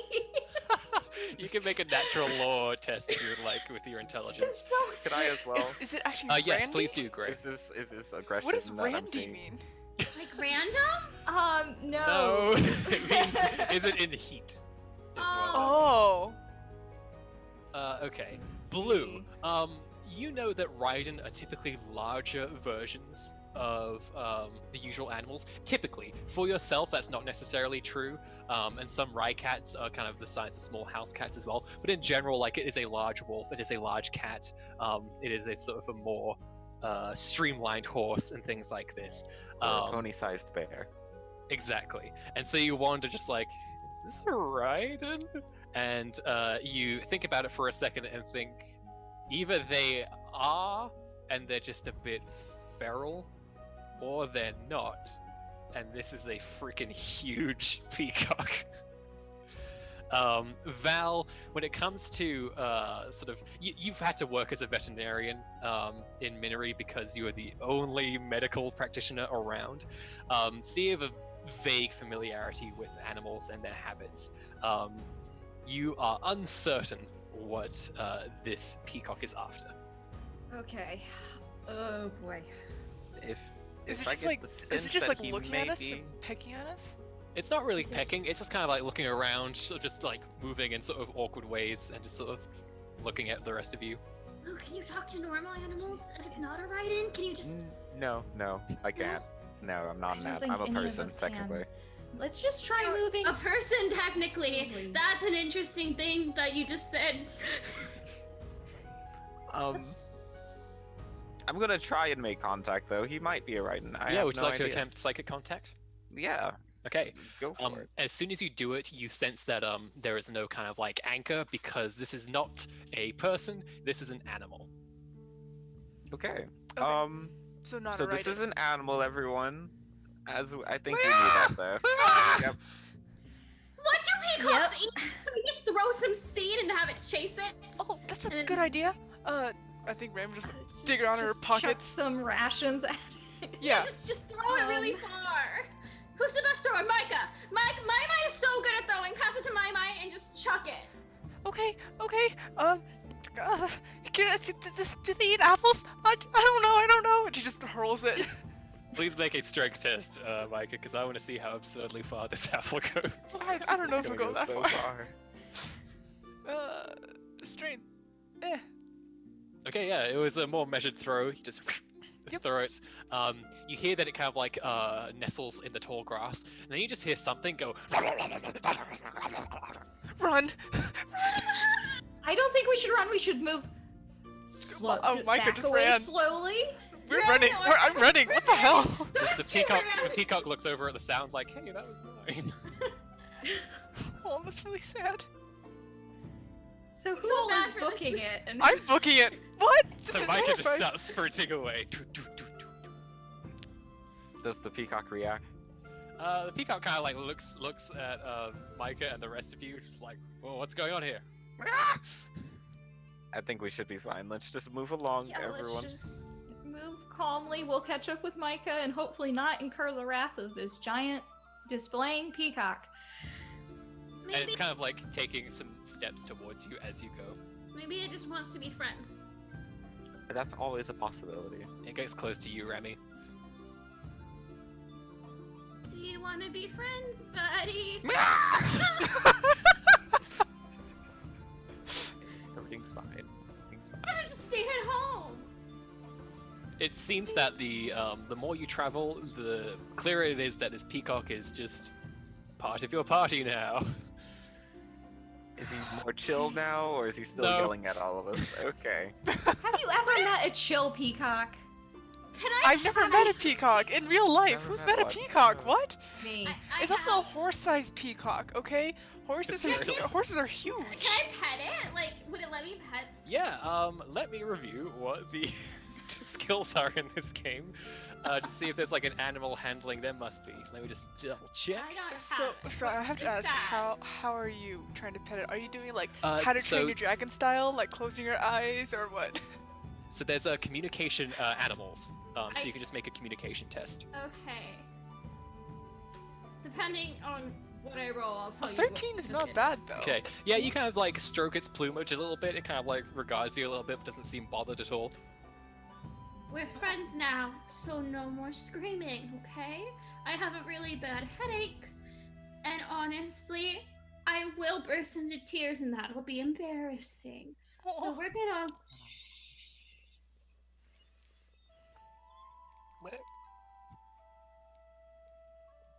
I am just gonna walk this whole time trying to keep this thing quiet. Okay. Excellent. Yeah, it seems to enjoy the company. It doesn't seem particularly stressed. It's just a bit eccentric. Man, I don't want this to be the pet I pick up. I'm gonna pick up a pet, but I don't want this one. but a peacock Oh, is so it's Remy like- though. Very fitting for It's Ron, very you know. Remy. It's so Remy though. It's Um, a peacock and you are Rami. So yeah, you take on your new passenger apparently, and continue through the kind of last stretch of the beast fields, and you make it to an area. It's a very calm, very shallow stream that is flowing nearby. You enter an area where you kind of go past a copse of trees, and before you, you can see that there is kind of like the sheer mountainside, and directly in front of that, there is an unusual sight because you see 6 very small trees that are set up kind of in perfect symmetry, like the 6th side of a die, and they are twisted in such a way that they are making sort of waist-high water basins, and they are filled with water, and they are each filled with a lily floating in them, a lotus lily. And it is very clear, like, this is somebody made this. This is not a natural occurrence. Can I do a what's it called? The second sight thing? Yes, to look for Arcana. So that would be Yeah. read Arcane Signature. Can I believe do that you need the Visions talent, and do you have the Visions talent? No. Okay. So unfortunately, you're not able to do that. I think Blue might be the only person who can actually read an Arcane Signature. Yeah, I'll attempt this because that is something I can do. Woo. And I believe this is fatiguing as well, so just Okay. keep that in What mind. what should I roll? Is just a second sight or? Yes, this is a second sight roll. Okay, second sight and a fatigue roll. So that's 19. Holy I good think- lord. Holy. Oof. Said I failed, so I don't Where know do how I to- go Nice. from here, everybody? Where do I... Holy cow. Just wow. That's very good. Unfortunately, the target number for fatigue was 13, so you unfortunately do get another level of fatigue. Can I re-roll that, please? I really don't want to be fatigued. I just want to Yes, look you can cool. spend a point of conviction to re-roll one of those dice, so you can roll a d6 and we can replace the 2 that you rolled. Yes, I Nice. will attempt this. Oh wait, a d6. Sorry. Just one die, Yep. unfortunately, not the entire roll. Nice. Ooh. With that, you do not get fatigued, and you are Nice. down 1 point of conviction. Good work. Yes. So from reading the arcane signature, basically with the roll that you got, I can tell you effectively everything about what's happening here. Let me just double check this. What it was used on, which arcanum was used. Awesome. Okay, so Blue, you open your eye to the natural kind of life pulse of the Weald, and you immediately detect that although there is lots of arcana around, only some of it has been shaped in this specific way, with a sort of man-made touch. You detect the arcanum illusions, heart reading, wind shaping, summon spirit, sleep, and water shaping. That's a lot. Yeah. There's a whole lot going on there. Now, you might think that is one of these per basin. That is not how it is set up, actually. It is sort of a combination of all these things in the immediate area around you. Is any of it on the peacock? The peacock is bereft of magic. Okay. So there's a lot going on here, everyone. You Whole lot think of that if magic. there were ever magic defenses, this would be it. There's a lot of magic here. I'll like go through the what that was 6 different types. It was water Yeah. shaping. Let me Heart clarify again. reading. Illusions, Yeah. heart reading, wind shaping, summon spirit, sleep, and water shaping. Okay. Sleep. Summon Sleep. spirit. Sleep. Yes. Which is unusual to you because some of you know, or at least are aware of some of these arcana powers. Like it's clear like there's no big breeze happening right now. There's no like water Mhm. fountain, so it's like well, and you see nothing sleeping, so it's like well, what's going on here? Would I know if like how these are activated? Is it like touching the pool and then you're all of a sudden in a water tornado that reads your heart and makes you see things? You're only able to tell that these things are in this area. You can't get quite that precise. What Okay. does Mr. Perfect Hair think about it? I was gonna say, Ricker. He's been must this be entire like, time. He's just been sketching like what the basins look like and just writing furious notes, and he hasn't really been saying anything. So he can kind of look up when you say his name or his derogatory nickname. Mean, it's a compliment. It sounded a bit sarcastic, but okay. Yeah, he looks up and he says, "Well, Blue, if what you say is true, and all these arcana happening in this area at once." There are a number of things that could be going on here, but the most immediately obvious is that somebody has set up permanent effects here using Shaz crystals. And since we can't see any, it's either there are some nearby or they're fashioned into this area somehow. It's not entirely clear. Can we just maybe avoid in it? this- Wait, is there a way to just avoid this? Can we just walk past it? I believe if we, well, we could try digging a lot, and then potentially that'll be where the crystals are, and then we could smash them, and that should disrupt the effects. That seems like a lot of work. That would Yes. also completely destroy this village's defenses, which is not what we want to Exactly. do on a diplomatic mission. That wouldn't be great. We need to approach this as a test, or we need to figure out a way to contact someone from the village and get them to let us in. This is obviously the doorway.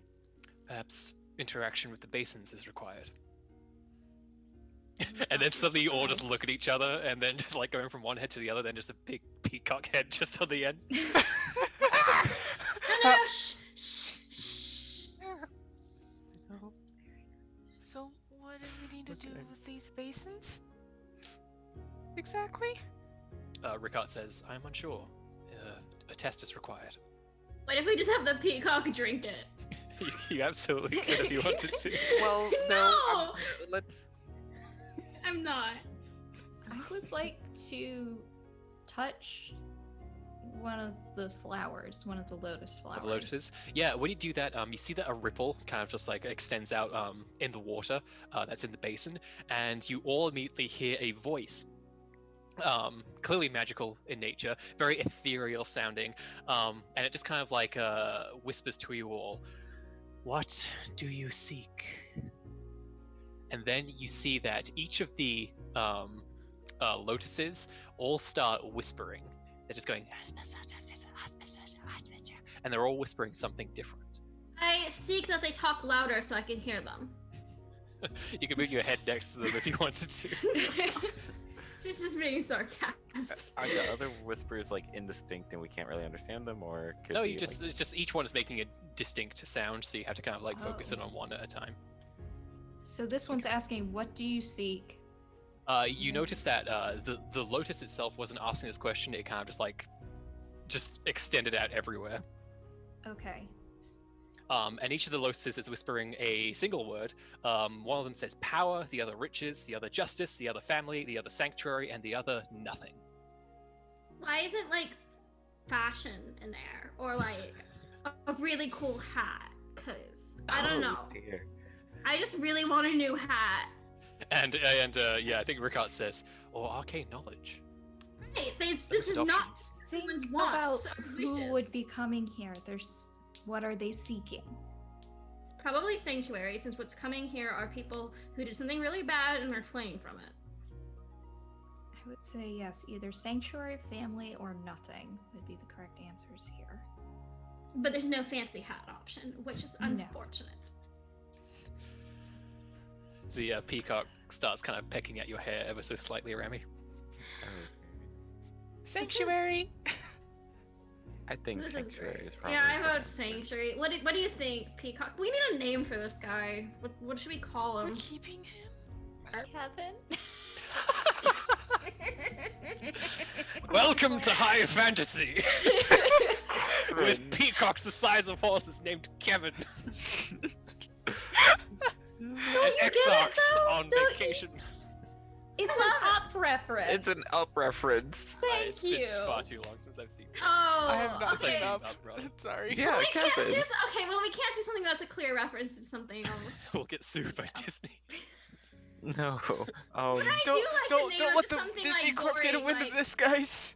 like Fred or Bob or Greg, like just something really typical. Oh God. Nevik. Like, It's Kevin Nevik? backwards. It's-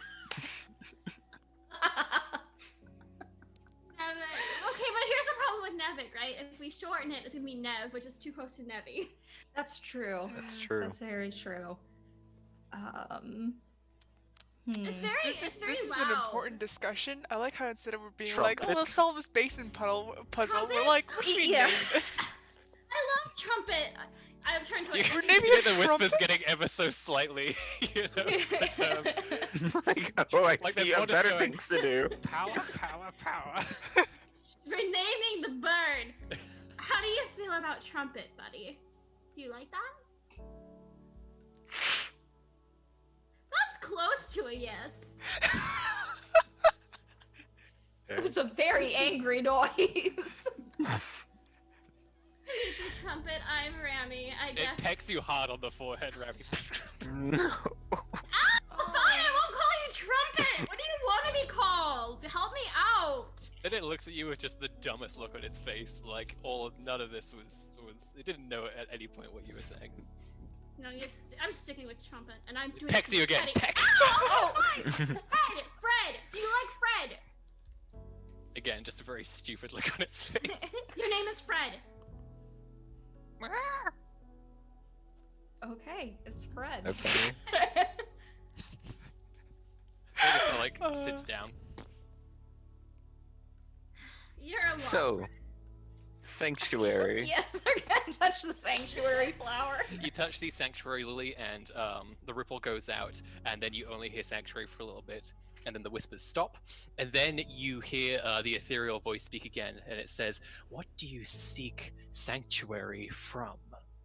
And then once again, you hear power, power, riches, riches, justice, family, sanctuary, nothing. Actually, sorry, you wouldn't hear sanctuary. You hear everything but sanctuary. Perhaps we should be actually answering, like, as in who we are, Maybe. instead of. I don't know if we can go back Here's though. the thing, though. We do seek sanctuary because we're coming here for peace talks. Nothing we're doing is a lie. We're trying to create a sanction and trying to create a bridge between the two people. So it's still fitting, but we're not really avoiding anything. I guess we're avoiding us hating each other and trying to fight each other. So I guess what's Power? the closest to that? I think power would be the most Power. suitable. Well, technically, as a village council, we are the power. I don't know if we're May- seeking No. sanctuary from power. Right, because we are the power coming in. We're not really seeking sanctuary from anything. We could just say Can I nothing. lean down to Nothing like gets an answer. the flower that is like asking the questions? I'm like, There's no particular flower asking these questions. It Ah. seems to just be an all-around. I'll just lean down to the water Sorry. really close and just whisper, "Can we get a hint?" Aw. The flower that you are whispering into is just repeating over and over again, family, family, family, family, family, family. Okay, maybe not. I mean, I don't like my family, if we're just gonna pick something. Oh, I didn't know that. Okay. Sorry.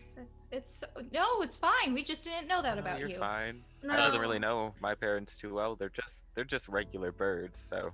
That's weird. Do you want to talk about that? No, it's fine. It's just a thing. The peacock gets perilously close to one of the lilies. Fred, come here, Fred. Fred. Try. Can you not, please? Don't do that, Fred. Does anyone have some rope? I'm gonna just like give him. Well- Can I just like? Does anyone have rope? I'm gonna just At We least would one of you has a assume rope. One of us has someone rope. has rope. You I'm just you gonna get pull rope. it out of my wings. I mean, now. this- Give me an Rope action obtained. activity. rope.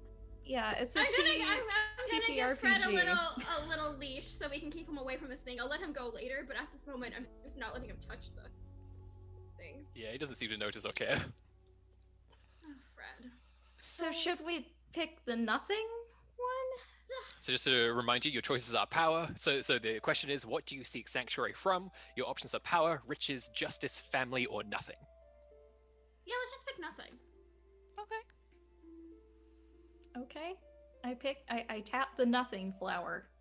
Okay, you tap the nothing flower, the ripple comes out, and the ethereal voice says to you, "Then you do not require sanctuary." And then, Well, the I was whispering wrong. stops. I'm sorry. Let's try Nuts. this again.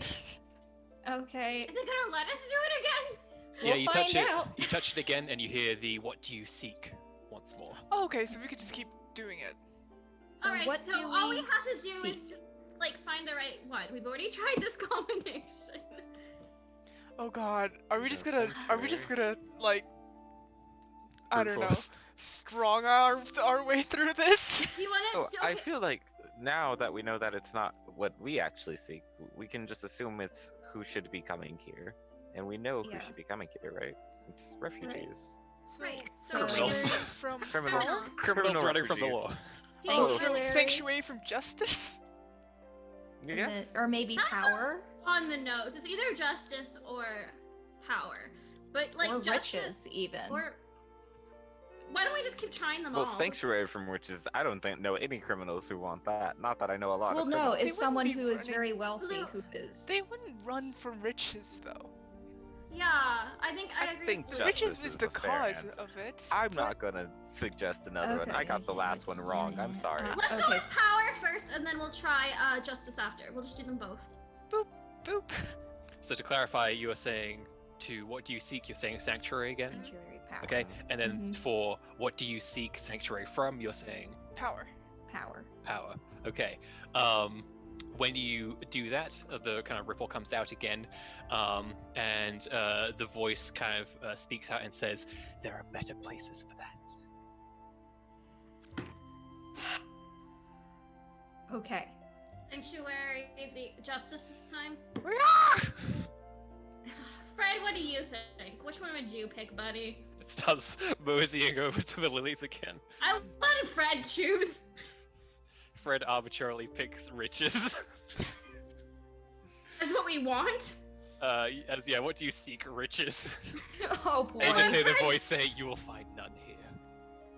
Let's try family. For what do you seek? Yeah. Okay. Okay, yeah. And then it says, so when you click, when you select family, first of all, there it says, then you are a long way from home. So it's definitely sanctuary then from the start. it's So definitely let's sanctuary. let's try sanctuary justice. Okay. When you do that, you hear another question. It says, what are you willing to sacrifice? And then you hear the whispers of power, riches, family, nothing. Oh, it's Let's either do- power or family.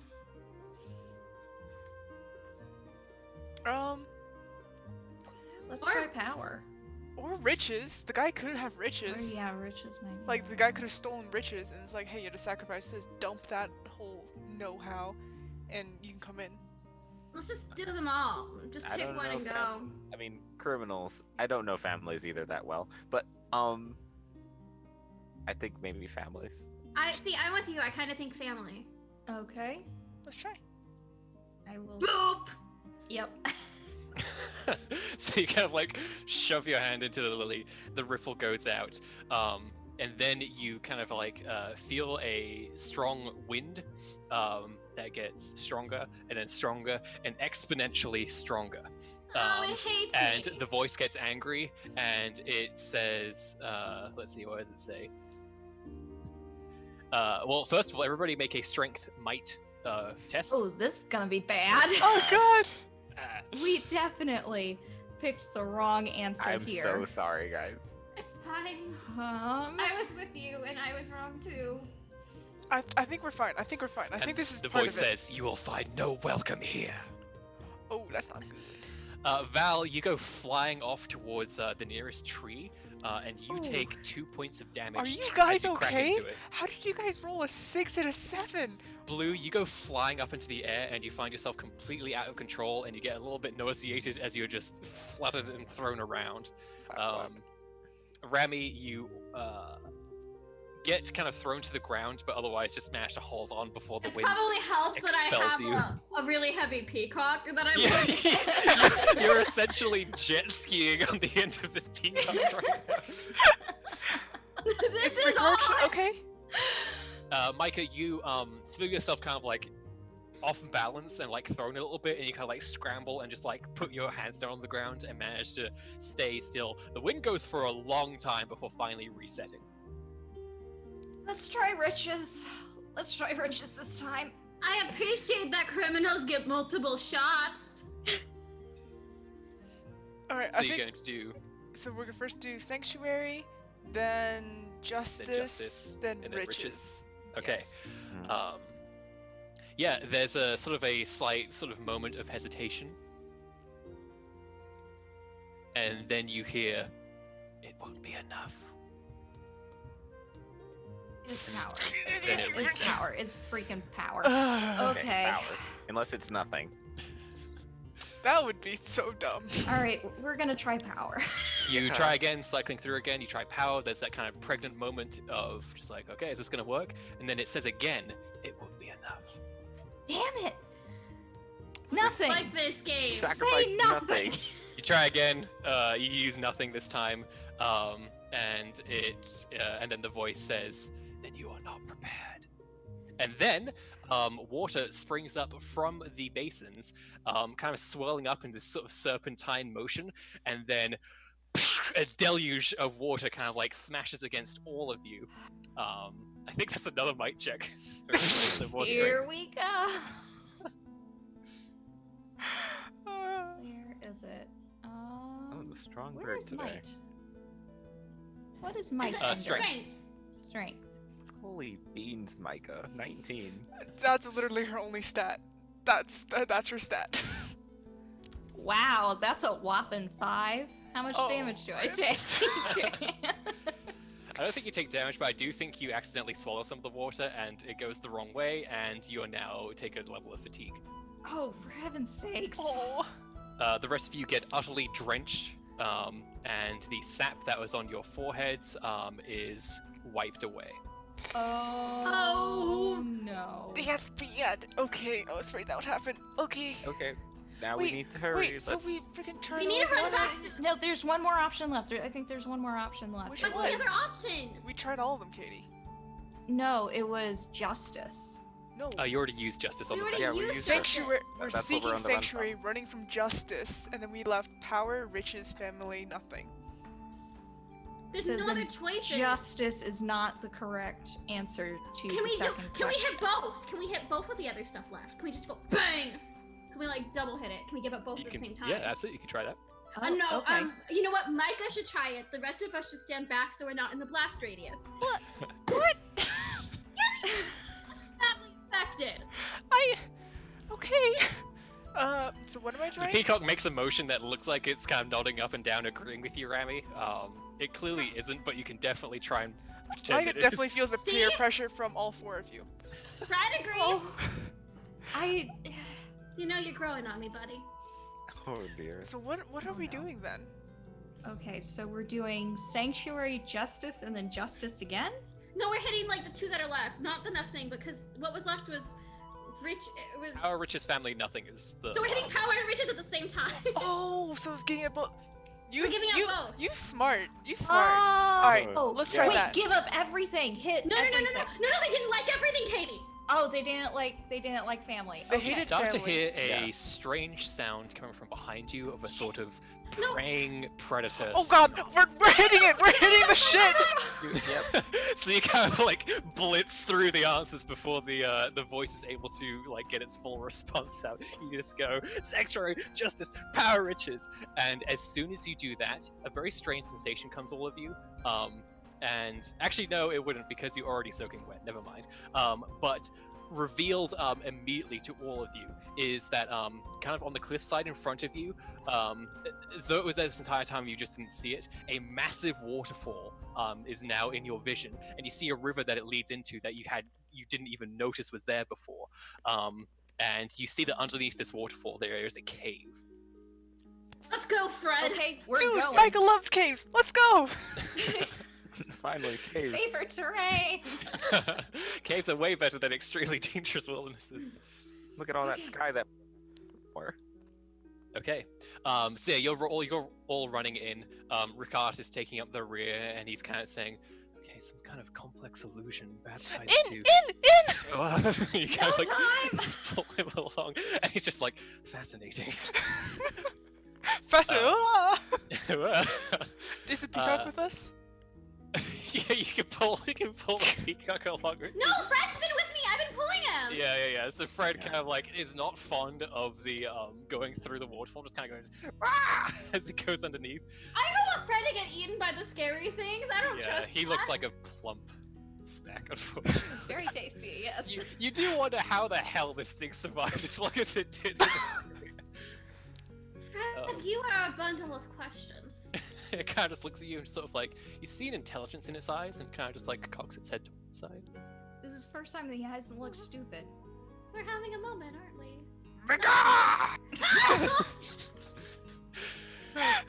Oh, Fred, why is Fred so Anyway. violent? Listen, you don't know what Thread's been through. Oh, okay. don't.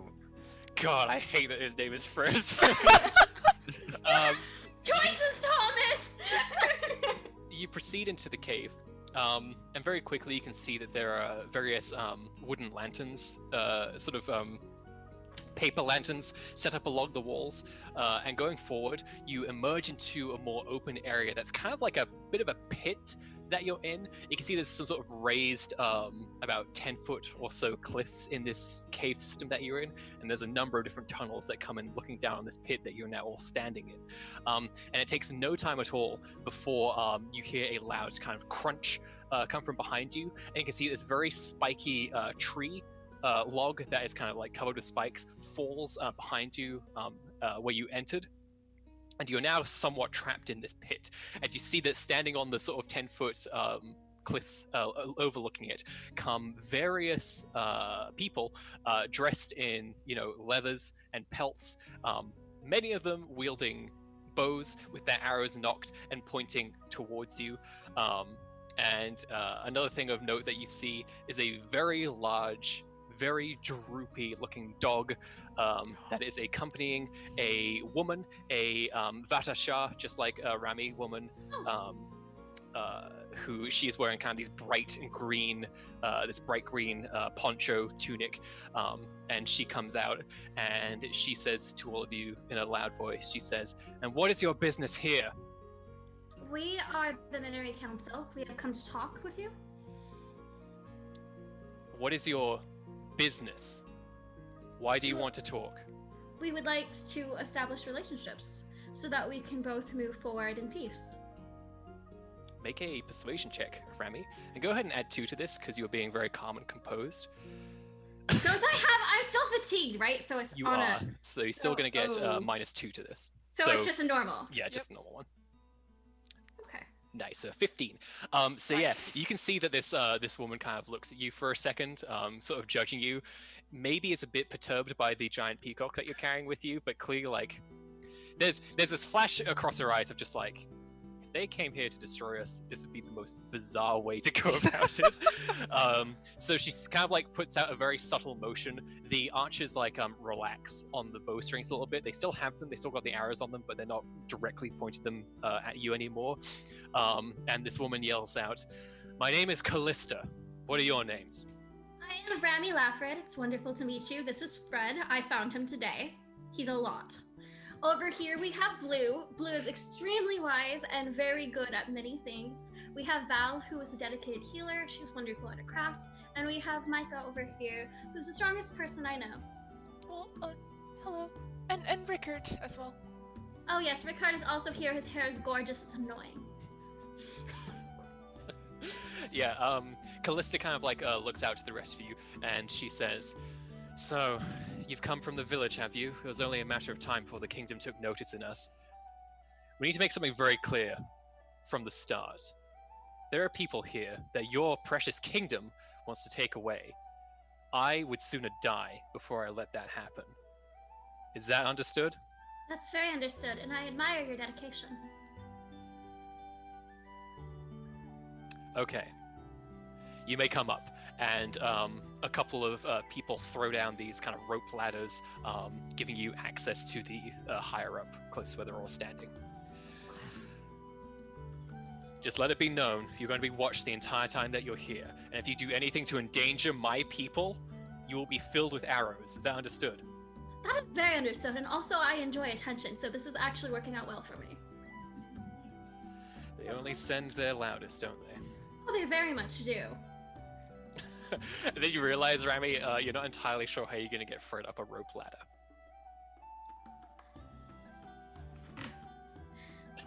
Peacocks can fly. They can, yes. And horse-sized peacocks fly. Dragons. I mean, can fly. assuming that his bones still function the same way and he's got wings and everything. Alright, so I guess what I'll do is climb to the top and then try to get Fred to jump up. Make another communications animal check to see if you can convince this peacock to follow you. So I have a -2 towards it, just... Oh boy. What's that, a 13 in total? Oh, okay, wait. I want to use my conviction to redo it. Absolutely. Use your conviction for this! Love it, I love it so Team much. Fred So, now. roll a d6, not the Oh, is that entire how it check. works? Oh, okay. And we'll replace the one that you rolled with what if you get here. 1d6. Oh, that's not how I make a slash. Cool. And if this is... Oh, alright. Okay, so you increase your roll by 1. So your total roll appears to be 11 after the fatigue is taken into account. I'm just gonna roll for Fred, see what's gonna happen. Okay, well, that's an 8. Boy. I think Fred at this point just sort of starts sort of pining for you a little bit, like, "Meow! Meow!" And the sound, especially in this kind of enclosed cave system, like it echoes, and boy, it's unpleasant. And Callista looks to you and just goes, You're not bringing that thing with you, are you? I feel like it's my responsibility at this point! Someone help this hapless city dweller. And various people just kind of look at Callista like, are you serious right now? We're gonna lift up a freaking peacock. I mean, we'll hope. How tall is the pit? About 10 feet. Oh, so I guess I'll have to tie a rope around it and like We have a pull it rope up. already. We just Around its Yeah. neck. Around Around its belly, you stomach, know? Like, yeah. make a nice little Like- sling kind of a thing. For the sake of getting to the content, let's say that let's say that you managed to wrap it around. It's a bit of a foray. If anything, you kind of like look back at this Val, this entire insane thing happening before your eyes, and you can't help but think like, if there's anything that's going to endear people to you and kind of like help build a bit of trust and a bit of bond, it is going all in on something so ridiculous together. And soon enough, Fred is hoisted, his plump butt put directly on the cliffs, and he is now up there with the rest of you. Okay. And the big, very wrinkly dog just kind of goes roar, roar at Fred, who just kind of goes. Okay, Friend, Fred. not food. Oh god. And you hear in your mind, Blue, you hear something knocking at the proverbial door, as it were. Something is trying to get into psychic contact with you. Do you permit it? Okay, knowing the rules of this, it's like a forever contact and like unbreakable, and it could be anyone, and I don't know who they are, right? No, you can break it at any time, as long as your will overpowers theirs, and it can go across any distance if you want. Okay, sure. I mean, I'm pretty willful. I can break it. It'll be fine. Okay, so you let down your defense momentarily, and you feel a psychic connection being made, and you hear a voice that says, "Greetings, I am Chaba. Hello, fellow Raiden." Oh, the dog. Hello. Well, isn't this pleasant? Another Raiden living amongst, people. Callista does not trust your people. She is very protective of her pack. Well, that's understandable. We are new, so.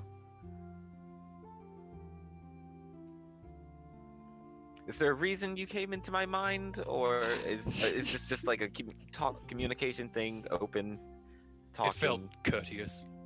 Well, I appreciate it. Thank you. You come at a strange time. Why is that?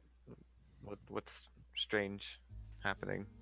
A lot of things. Things I'm not sure I wish to share with your ilk yet. Forgive my rudeness. No, that's understandable. I mean, yes, a bit rude bringing it up just to not talk about it, but understandable. It's fine. Very strange indeed. And the rest of you during this time are kind of walking along with Callista, and she is she's laying out the ideals of this place to you. She is quite calmly and sternly saying to you, "I founded Noroth because there are circumstances in life that we all reach sometimes, inescapable destinies that we cannot break free from. Sometimes it means that you go down pathways, dark pathways. And I know that the Kingdom of the Blue Rose loves to try and reform those who do wrong, but it lacks the understanding that sometimes that reformation can be painful for people.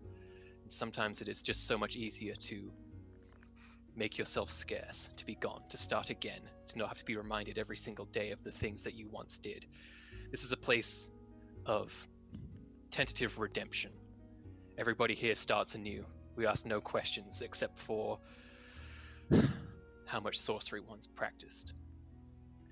I want to make it very clear right now, sorcery is not tolerated here. Not by my people, not by your people, not by anybody.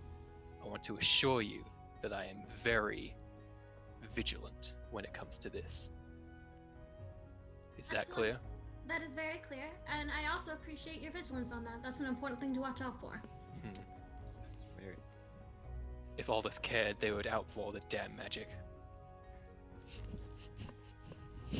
And you know that Wait, sorcery is outlawed. Yeah, I It's was the- gonna but ask. Yeah. the study of it is not, and that often leads to spirals of people kind of going down dark paths.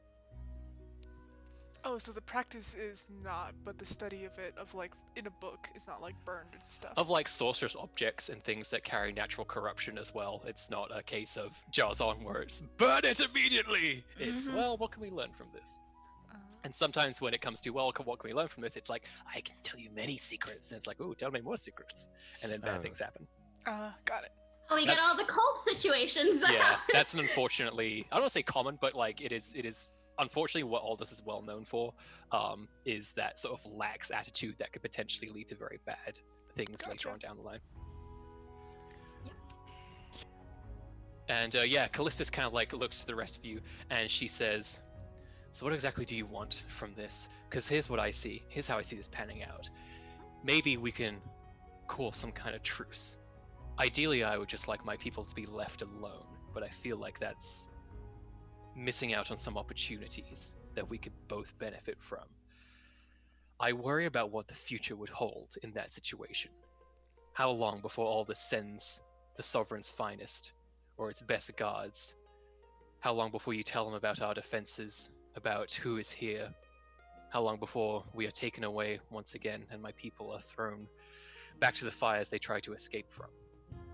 Figuratively. That seems like the opposite of what we're trying to accomplish today. Do you not represent the crown? Not really. Exactly. No, we just represent Miniry. Yeah, no. We are here for Miniry and it alone. And I would very much love to see Miniry flourish. And I think having a partnership, a working partnership that benefits both of us and makes you feel comfortable and us as well, is the best way to go for that. Everybody make a perception check, and if you have the cultural lore focus, you can add that. I do. Cultural lore is intelligence. It is. So roll perception, and if you have cultural Okay. lore, add 2 to it. Okay. Oh, so I'm just gonna get to do perception normally then. Yes. That's a 6 from Micah. I don't know what's happening. Ooh, 16. Micah, your cultural That's knowledge pretty is, great. is burgeoning. It is definitely not quite there yet. 16 from Val. Very nice. Blue, did you want to make one? I did. I made an 18 with 6 stunt 18. points. Oh my Nice. god. Ooh, Hot Blue! diggity. Well, You feel are free. doing so good with your rolls He- tonight. Feel free to- Wow. Are you sure it's Hooray! okay from carrying the team? Feel free to peruse the stunts and let me know if there's any that you want to trigger. Otherwise, it seems like Val and Blue, you're the only two who noticed this.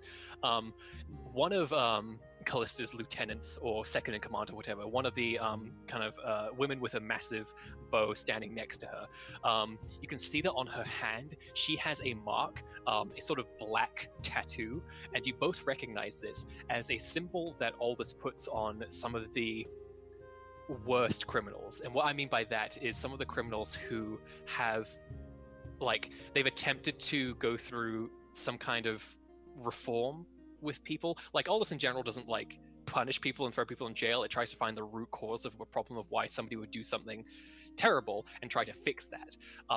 This mark symbolizes that process has been attempted multiple times, and that it is essentially a mark that says, watch out for this person because despite our best efforts, they keep going to do bad things.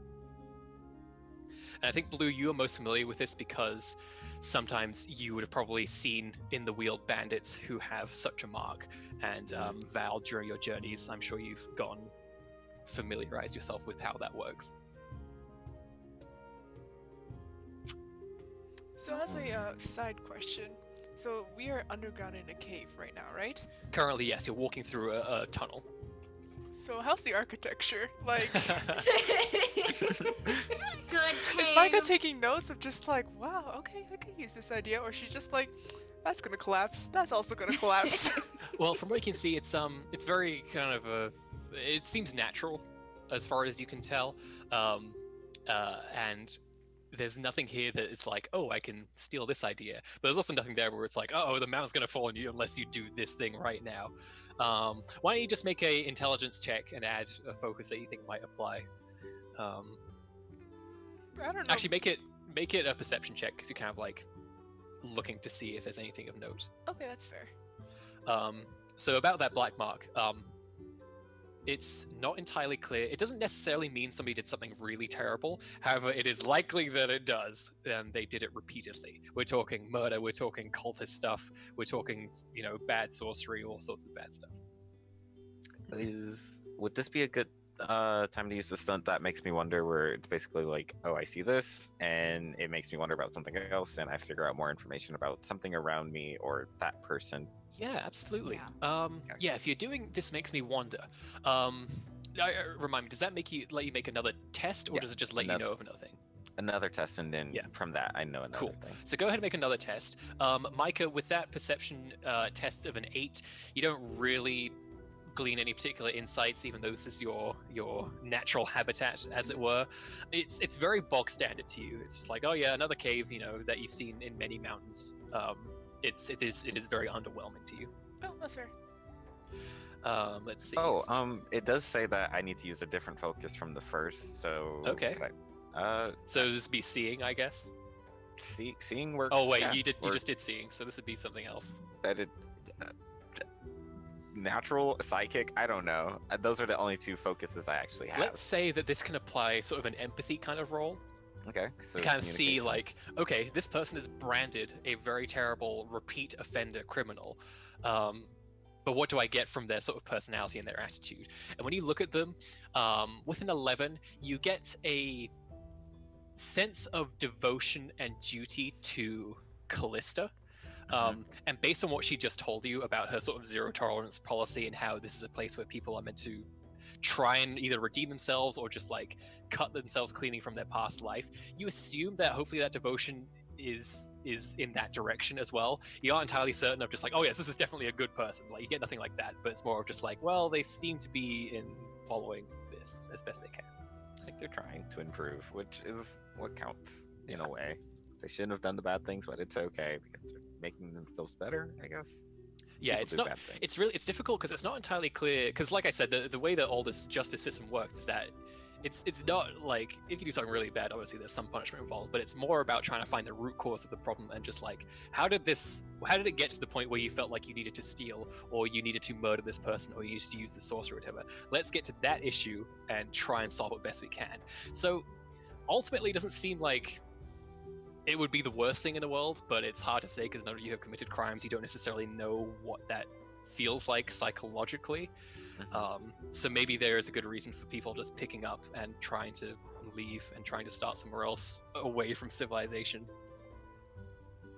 Maybe for some of you that rings true. Yeah. Like, as someone whose existence is pretty much basically just a crime in another country, it's good. Good Yeah. times. Okay, yeah. Excellent. Yes, there's anything. Callista seems very impressed with you, Rami.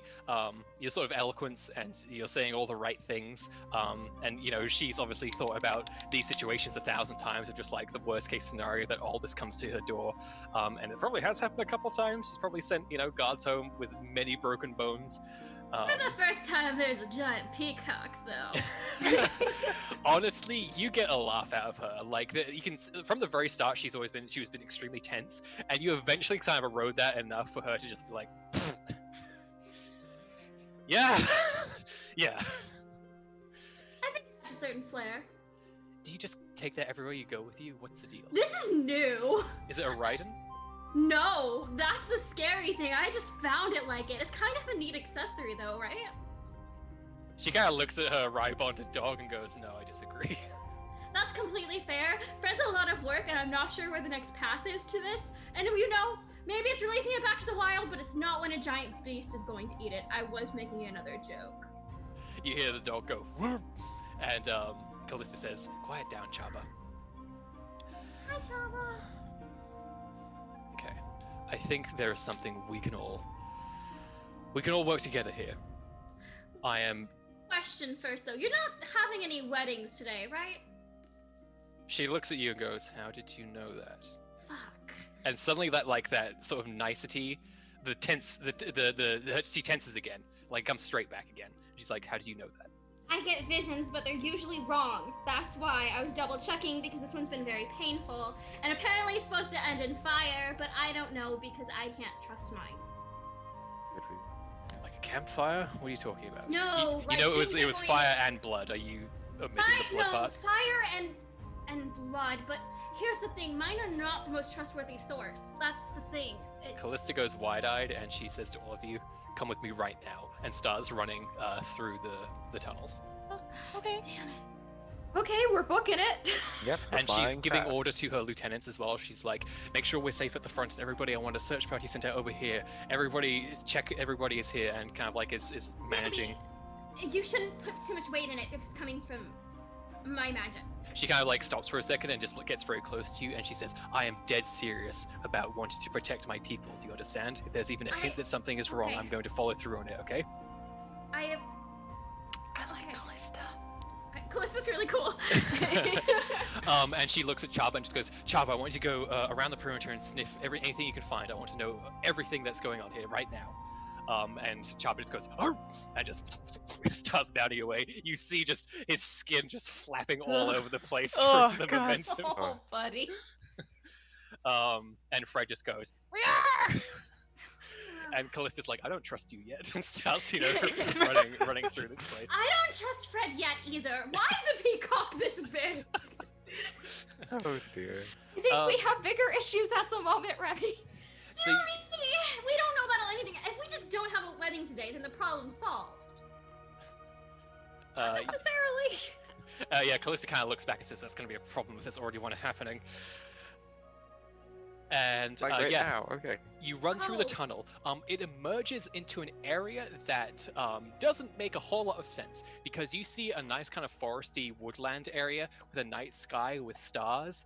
That is not the time, and you will also know that you've gone inside of a mountain right now. This place shouldn't exist the way it does, but there's grass, there's trees, there's a babbling brook, and a night sky and things. It would be a very beautiful night if it was in fact night, which you know it isn't. The sun doesn't set for a long time yet. And you emerge into this area.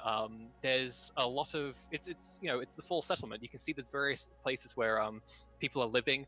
There are various colorful tents and sort of pelt campsites.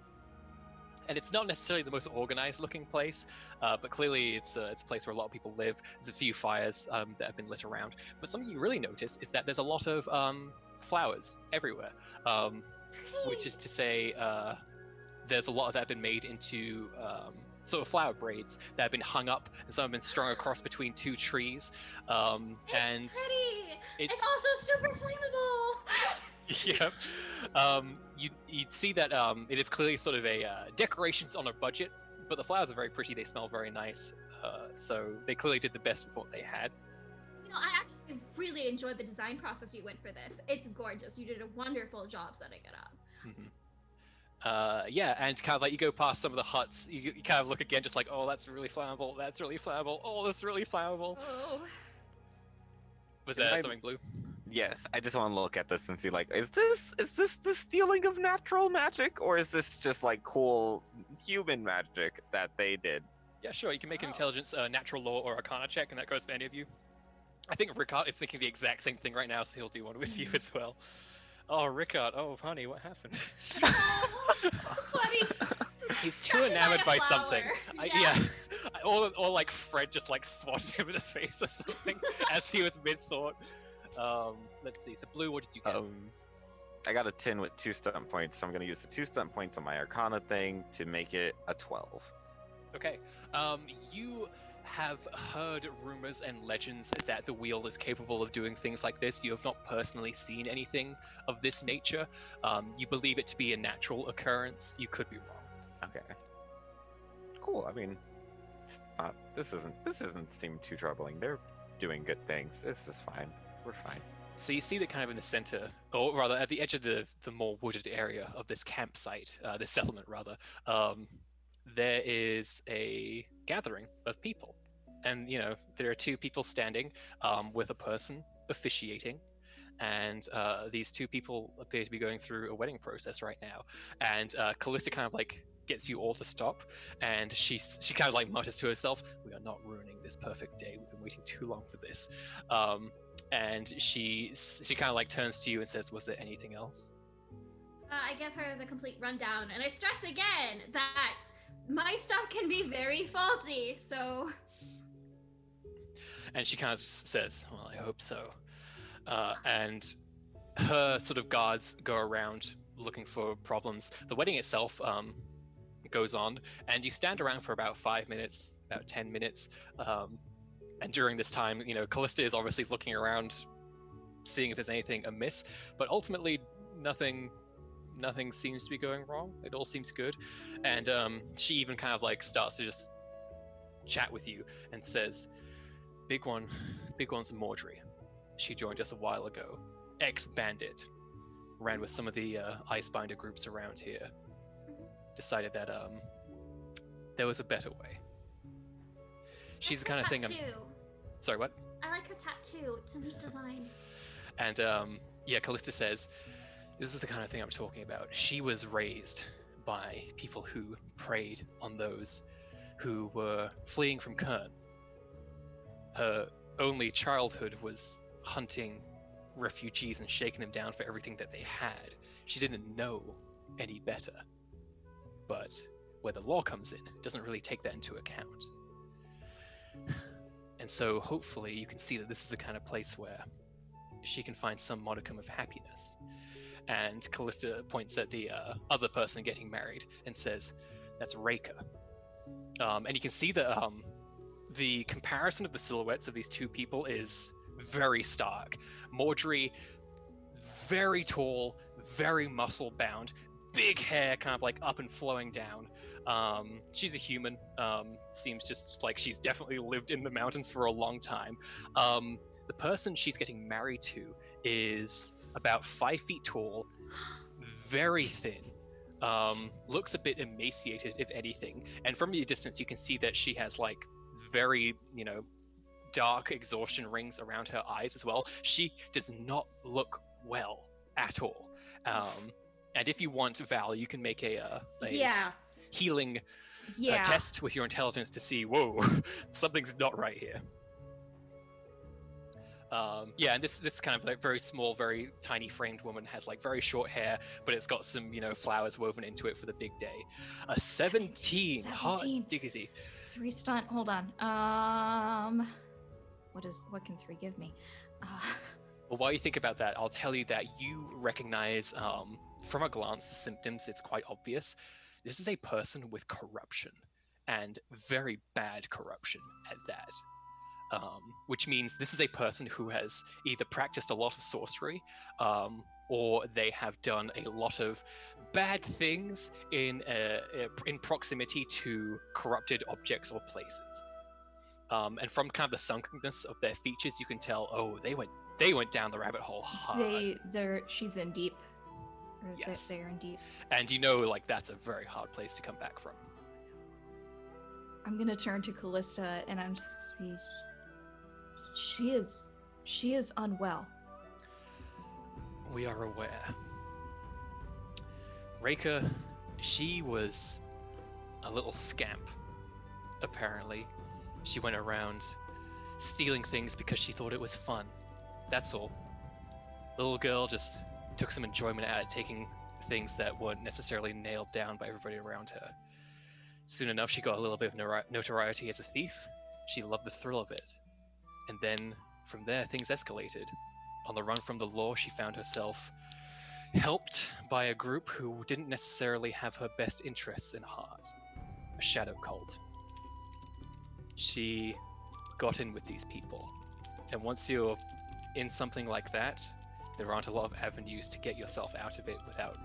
And she kind of like looks at her again. Without a few scars.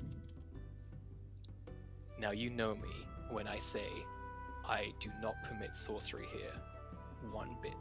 So believe me when I say I am keeping a very close eye on her. However, her and Mordry are very good for each other, and they're helping each other through this, and it's going to be a long, very difficult process. But we're in it together. I think they're adorable together. Callista kind of goes, I do too. Is she getting enough health care? Is she getting enough food? She's getting... There's only one way to dig yourself out of that kind of pit, and it is not a quick and easy road. But yes, we're taking care of her.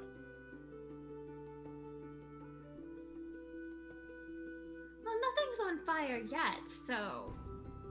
That shouldn't be the measure of good things. Right.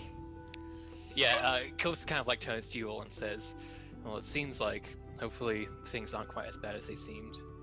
I'll do another perimeter check just in case, but you all seem decent. Thank you. I like to think that I'm dazzling as well. She kind of smiles and goes, yes, dazzling's a word for that, yes. And you kind of like see Fred slowly emerge from behind you. And Callista says, I'm going to trust the lot of you. If things go bad, they will go very bad. And I don't want that for my people. I don't want that for your people. And I think you understand that.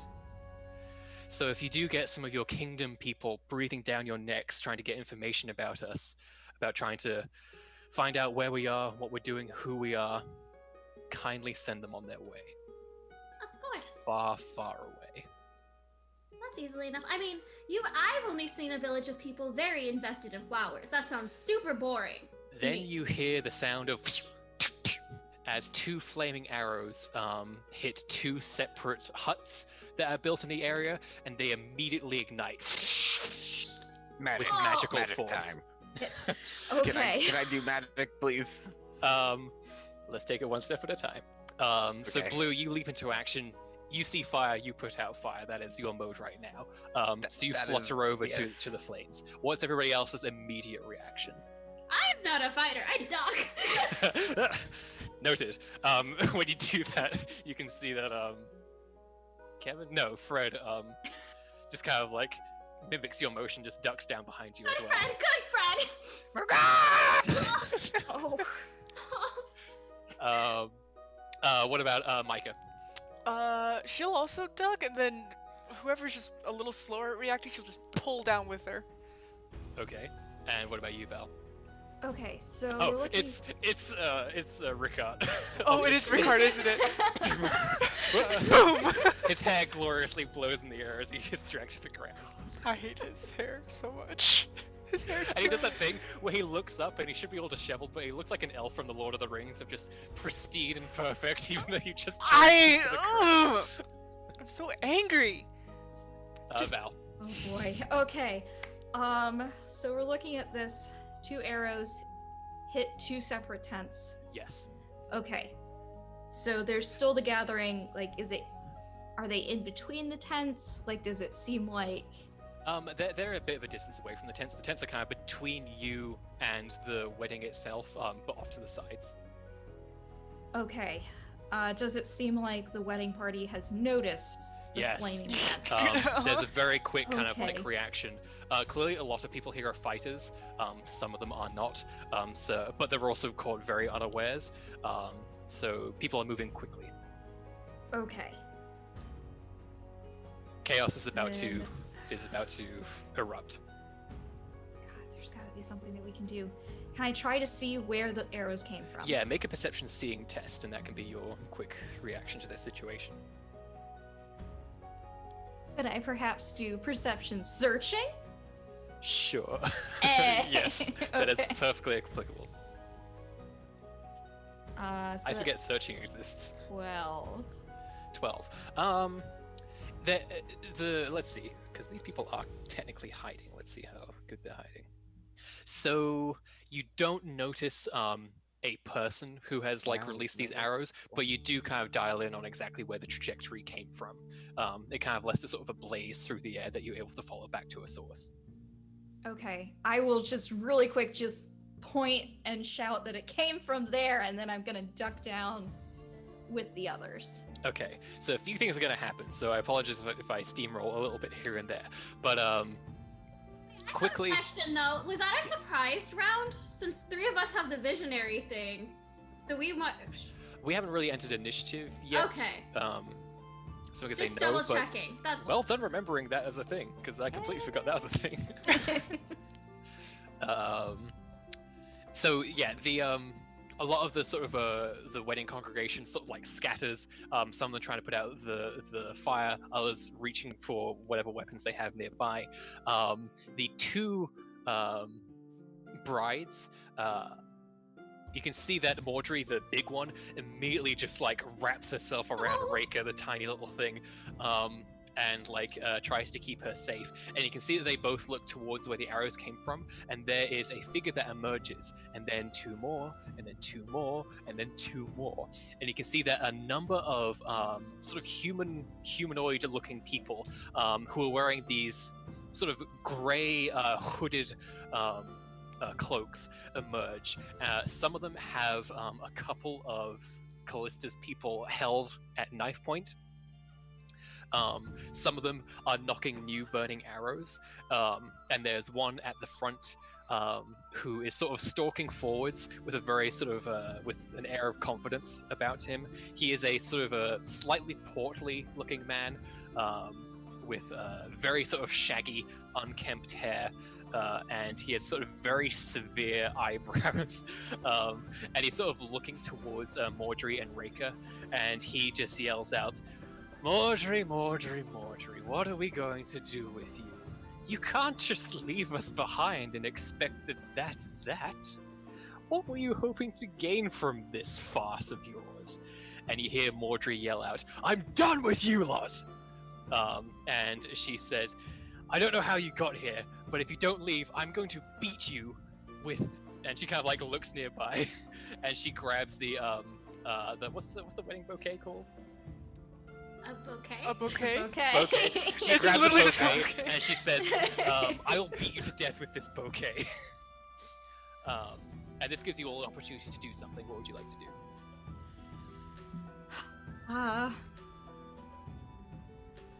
Is there... Let's quickly resolve Blue, actually. Blue, you fly over to the fire that's happening in one of the huts. You can tell that, like, the way those arrows erupted, there is more here than meets the eye. Would you like to use your cold shaping to try and put out the fire? Yes. Now, is that thing you have to roll for, and it just happens? It lights up as if I have to roll it, so I think so, maybe. Okay, sounds good. Let me look at the description. I think it's like If you can it's like- affect a certain area, and then the more you roll, the more area you can reduce. That sounds totally cool. Okay. Reduce fire. Boom. Okay, so an 11, I don't think that's a whole lot over the typical threshold, is that, and that is also fatiguing, so please roll fatigue. As you focus in on sort of the cold of the mountains and the cold of the Weald as you grew up, and you focus that energy to suppress the flame, you exert yourself in the process, unfortunately, and take a level of fatigue. And you're able to reduce the fire, but it does not go out. There is still a patch that you weren't able to catch. But you have Okay. this one controlled effectively. So everybody else, what are you up to? Oh boy. Is there anyone who seems injured or... Nobody's injured yet. The people in most peril are the people held at knife point by this guy's cronies, and the people who could potentially be on the other end of the arrows. Also, these invaders as well, because Callista is very quickly like rallying the troops and getting bows and arrows drawn. The only reason they aren't firing is because of those hostages. Okay. I'll let you go first. How many people are being held at knife point right now? You can see 2. 2. Okay.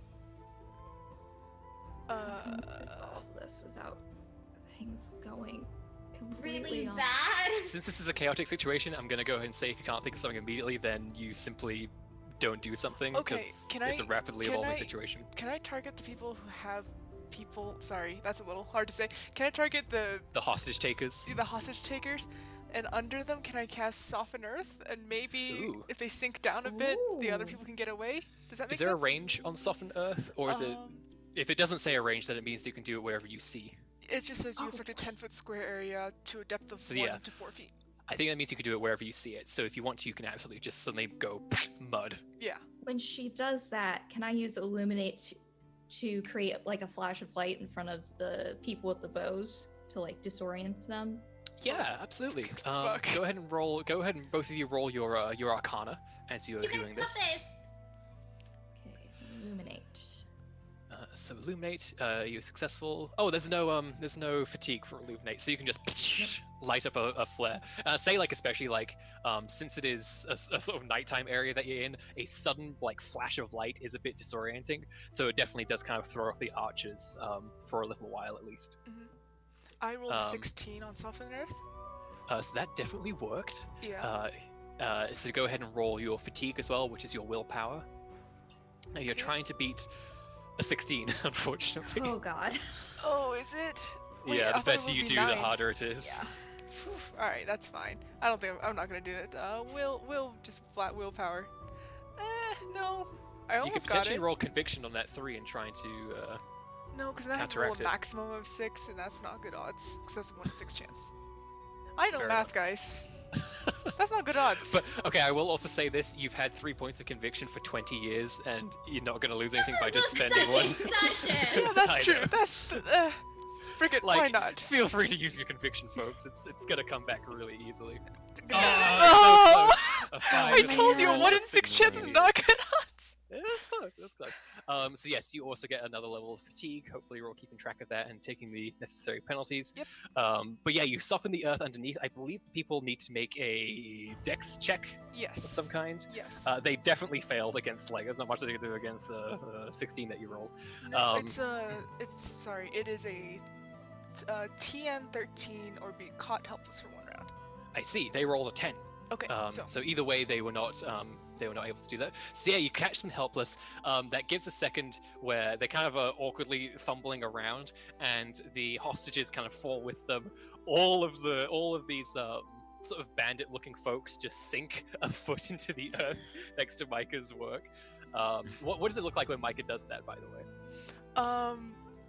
I think she use their hammer as like a channeling thing, so just Yes. slam into the ground, Thor Bam. style. Bam! Love it. That's awesome. Nice. So you slam into the earth. It has no effect, and then just suddenly quicksand for all these people. They start falling in. I'm gonna roll separately for the leader because he works a bit different. I rolled 666, folks. Oh no! That's a legendary thing.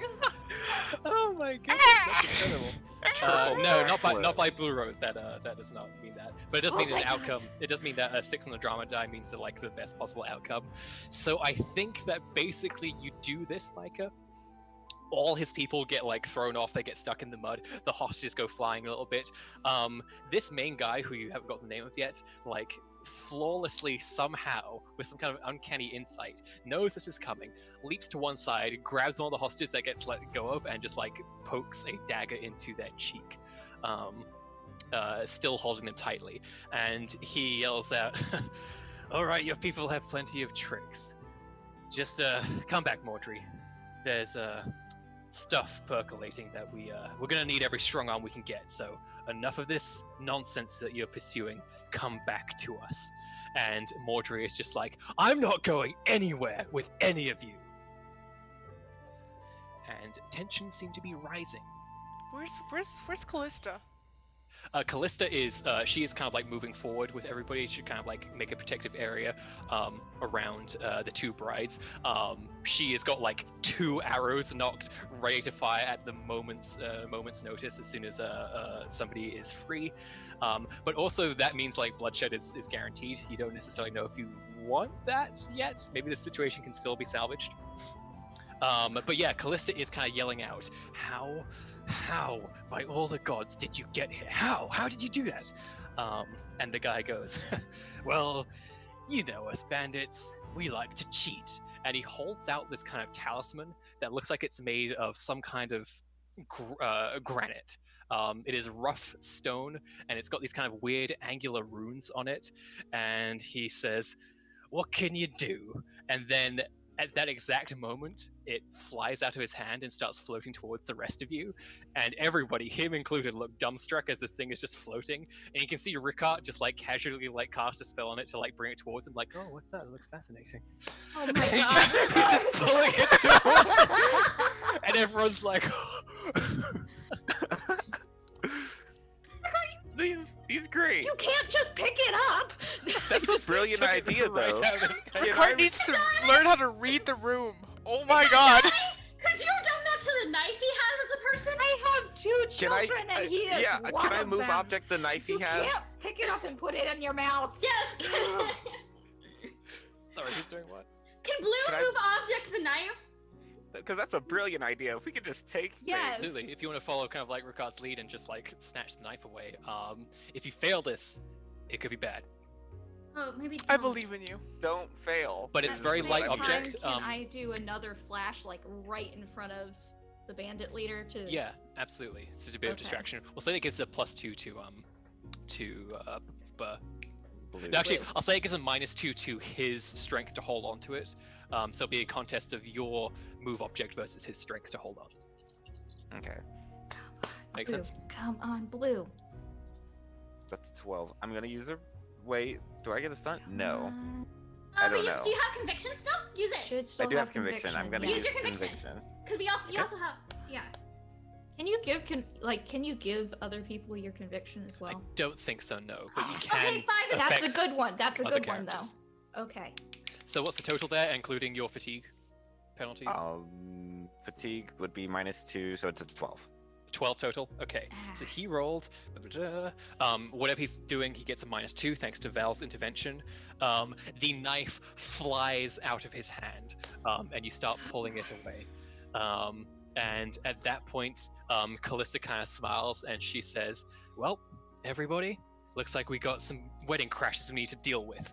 And she is ready to shoot these people right now. Unless Whoa! Whoa! Well, What? Why are you and hesitant? you can Go see for if it. she shoots, like they're gonna shoot back, like all sorts of bad things are gonna happen. what if we Whoa. don't immediately start killing each other in a wedding? That's totally ruins the wedding vibe.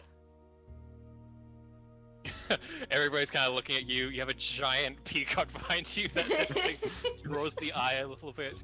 The situation is incredibly tense. You can kind of like see sweat going down people's faces. You can kind of hear the sound of the tautness of the bow's strings being held. Rami, it seems like you have the floor. What do you do exactly? Al, did you have anything good you wanted to say? Because I will ramble, but if you have It a seems good like idea. in this situation, obviously, Callista wants these people either dead or expelled from her place. The intruders seem to want to bring back Mordry, and she obviously has no interest in that whatsoever. So, how exactly do you think this is gonna work? If you're bringing back someone who's unwilling, are you really gonna get what you want from it in the end? I feel like your goal here isn't actually going to help you out, and I've met Callisto before. I don't think she's gonna let that go. I think even if you manage to take Mordred right now, I think she's gonna chase you to the end of the earth, and that sounds like a lot of work for you. You know what shadow cults should be? In the shadow. If you have someone following you around trying to stop you, that's not gonna be really good for your whole cult situation, is it? Go ahead and roll intimidation, which I think is usually strength, so you can just do a communication test. And yeah, when you say that Callista, when you're saying like things about Callista, she's just like, you better believe it. Fury in her eyes. Her dog Chaba goes. Longer. It's only 11. I'm gonna redo that because I have Okay. more. Want to re-roll that one? Yeah. Wait, no, I just mean I'll use a conviction. I don't have a reroll for this one. Sorry, what? /R You're using a conviction to? to just To add reroll. to it? Yeah, you can re-roll that one that you got. Yeah. So you have /R. 10 base right now. God, Yeah, because we had to minus communication is some. so good. Yep. I got a. Ooh. What? Nice. Okay. Nice. Okay. Yeah, you can see that this whoever this guy is and his cronies who are at this point like schlorping themselves out of the mud that that Mike had created and kind of like getting ready for the Mexican standoff. You can see that like he came in the situation with a lot of confidence, and you are all a complicating factor. He has been like completely disarmed of potentially a very powerful object and his knife. And you can see that the threat that you're making is making him doubt his current situation. And then he kind of looks back at his cronies and he says, "We need to get that thing back. Get them Oh, all, the and we'll sign- bring the her rock? back if we need to." And Rock, then we can toss you the rock and you can just leave.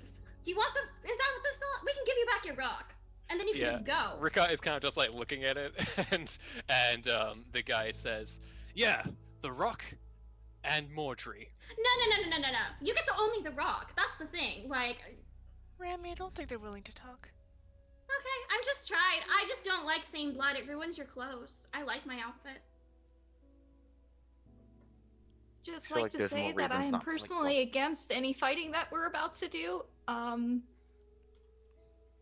Callista kind of like says to you, Val, just stay out of our way, we'll handle this. Okay. And Cool. Val, you know people are about to get hurt, so Yeah, at the very I'm least just you'll like, be able this to. is gonna go bad. I am just, okay, that's it. I step forward and I'm like, you know what? No, let's just not do this, okay? As And when a you say healer- that, an arrow flies. Shit. And another arrow flies, and all chaos breaks Okay, loose. I grab Rami and just pull her in. Everybody roll initiative. I still have a headache. God. What is initiative? Just flat dex? It's just Dex. Yeah. Yes, I just believe so, yeah, unless Okay. you have the focus. I have to manually put you all in. I hate that. I'm so sorry. It's fine. Micah. Way for me to avoid that is by just not ever doing any initiative. I know, just no more combat. Boom, Yeah. easy. Oh, I'm So cool with Blue that. rolled a 20, Micah 20. rolled a 12, Val rolled an 8, and Remy rolled another 12. Thank you so much. Yes. I'm just going to roll for the kind of bandit-looking folks. They did not roll well. I'm going to roll for Callista's people. They rolled extremely well. Well, not extremely well. They rolled 11. And that brings us to... So a bunch of arrows fly through the air. Some people immediately get struck, both bandits and Callista's people as well. No killing blows seem to have been struck in the first volley, but you can see that like at this point everybody's getting ready for a big brawl. Blue, you have the first action. What would you like to do? You're I'm gonna- currently, by the way, keeping this fire in check. Yes, I think keeping fires in check is a good way to spend my time. I don't feel like killing or hurting anyone right now. And I did hear Callista say that we should just stay out of this. I believe that I don't want people to get hurt, but there's not much else I could do other than stop these fires. So I'm gonna try and stop the fires. Okay.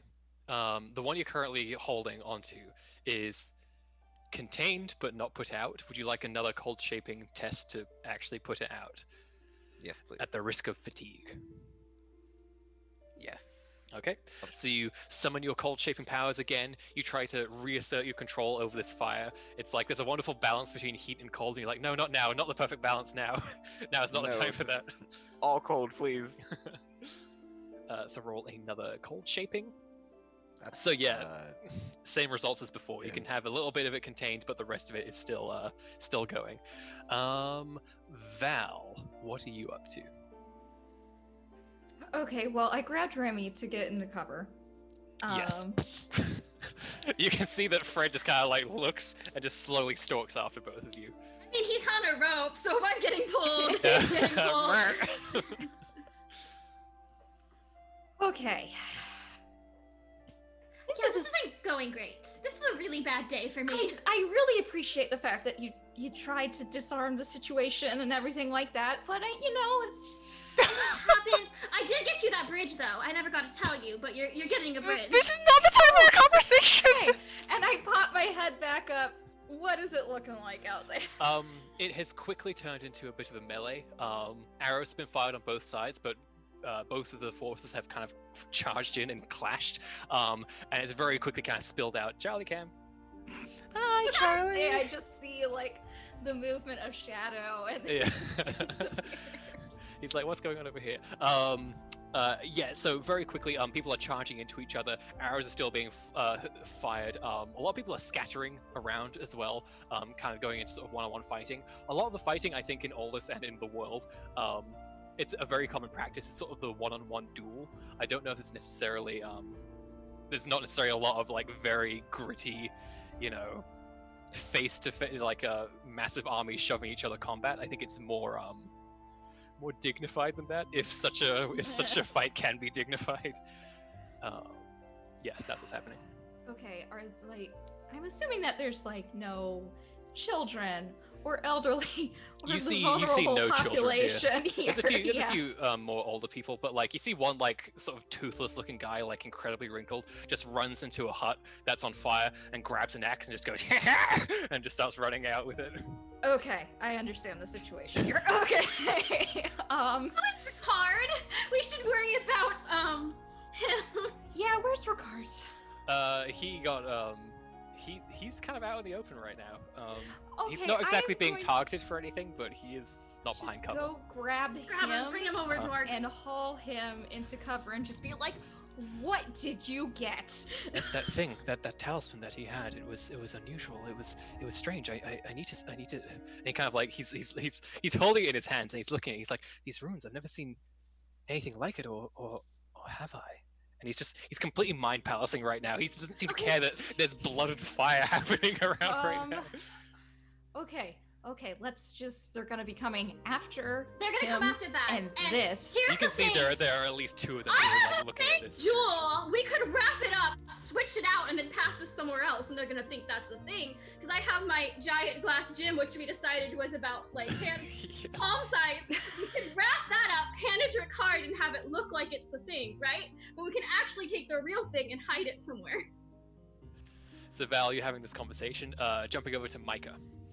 Oh, okay. Where's Blue right now? He's pretty Blue much is over by exposed. one of the flaming huts, and he is desperately trying to put out the fire. You get the feeling like nobody's going to try and hit a raven unless another volley of flame arrows come through. Okay, then I'm probably gonna focus on probably keeping Ricard safe as he's in his mind palace right now. Is Yeah. anyone really close by? Yeah, both Val and Rami, like with Ricard, as is Fred, who's kind of leaning his neck down, like I'm joining the huddle too.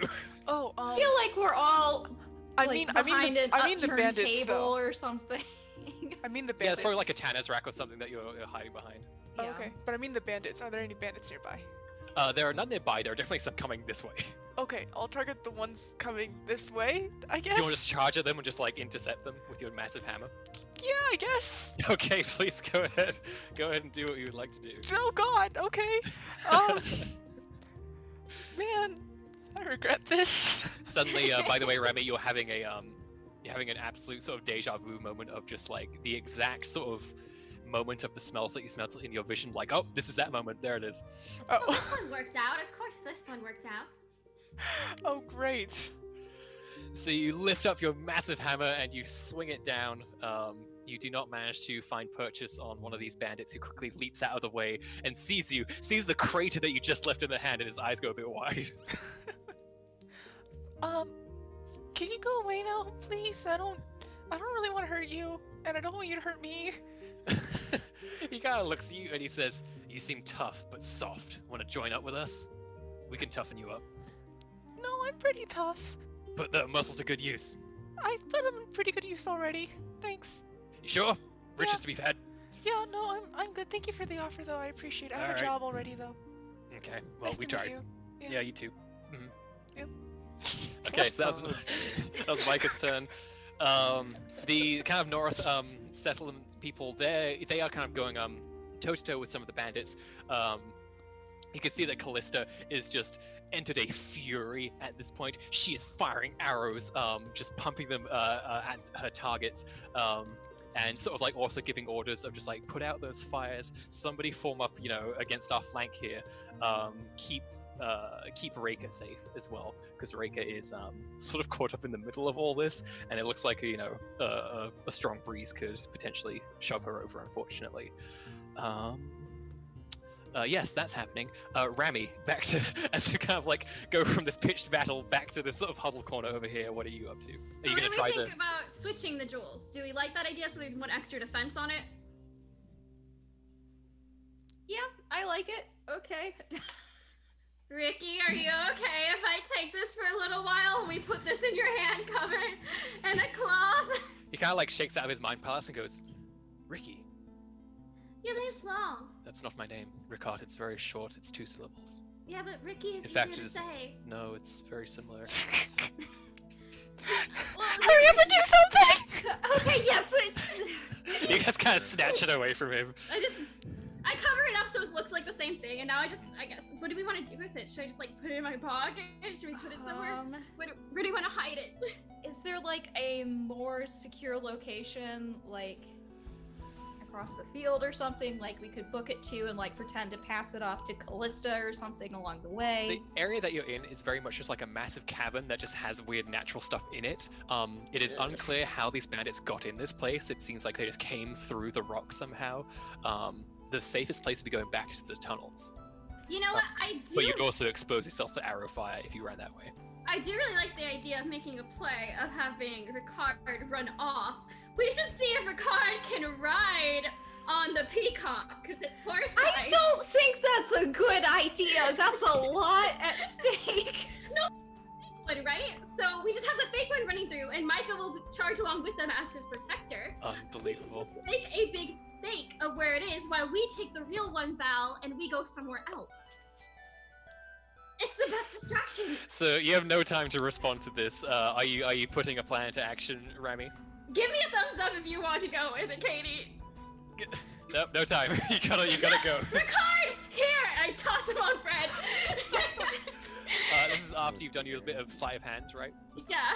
Go ahead and make a dexterity test for that real quick. Can I do deception? Because it's deceiving people? Because it's deceiving And it's literally like we people. tied them up in like pieces of I cloth and we're think- just swapping them. I think Yeah, there's 'cause an actual like sleight of hand focus, which is sort of apply more to, unfortunately. So I'm gonna say no.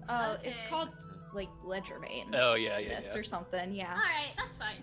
But you will get a bonus to this because like it's a small object. You're quite far away. Yeah, you're fine. 17? Wait, You're fine. wait! I Oh, dear. can make images. Oh. I can make it. I just remembered this. I can make it look exactly like. Running off. So you do a switcheroo, Rami. You take the kind of the granite talisman, and you swap it with your just gaudy glass bead, and you kind of wrap it in something, and then you're giving that glass bead to Ricard and just throwing him on Fred. It's not gonna matter much, but make a strength test just to see. No, I can't literally throw him. I was like talking him up. Alright, here you go, Ricky. Up here, Ricky. He's absolutely not gonna do that unless somebody throws him. That's fine. I guess we were just stuck in this me going, get on the peacock. You're like, it's a great idea, do it. And he's like, what? And you're like, no, do it now, do it now. Get on the peacock. So you're kind of just caught in the stalemate, unfortunately. The bandits are gonna go. You can see that the main head bandit is sort of moving towards Mordry. The two of them have sort of engaged in a one-on-one combat. She is utterly unarmed apart from the bouquet, which she is wielding very fiercely, just slamming it into this guy's face over and over again.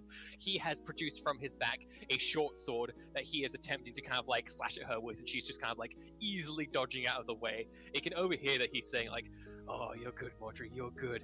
We need you. Dark times are coming. You know it. I know it. We're gonna need all the help we can get. We got somebody backing us. We got this. Come on. What are you doing here? What do you get from this? Is it her? Just bring her with you. Who cares?" And Mordry just says, "I said I'm not going with you," and just decks him in the face. Woo! You go, girl. You go.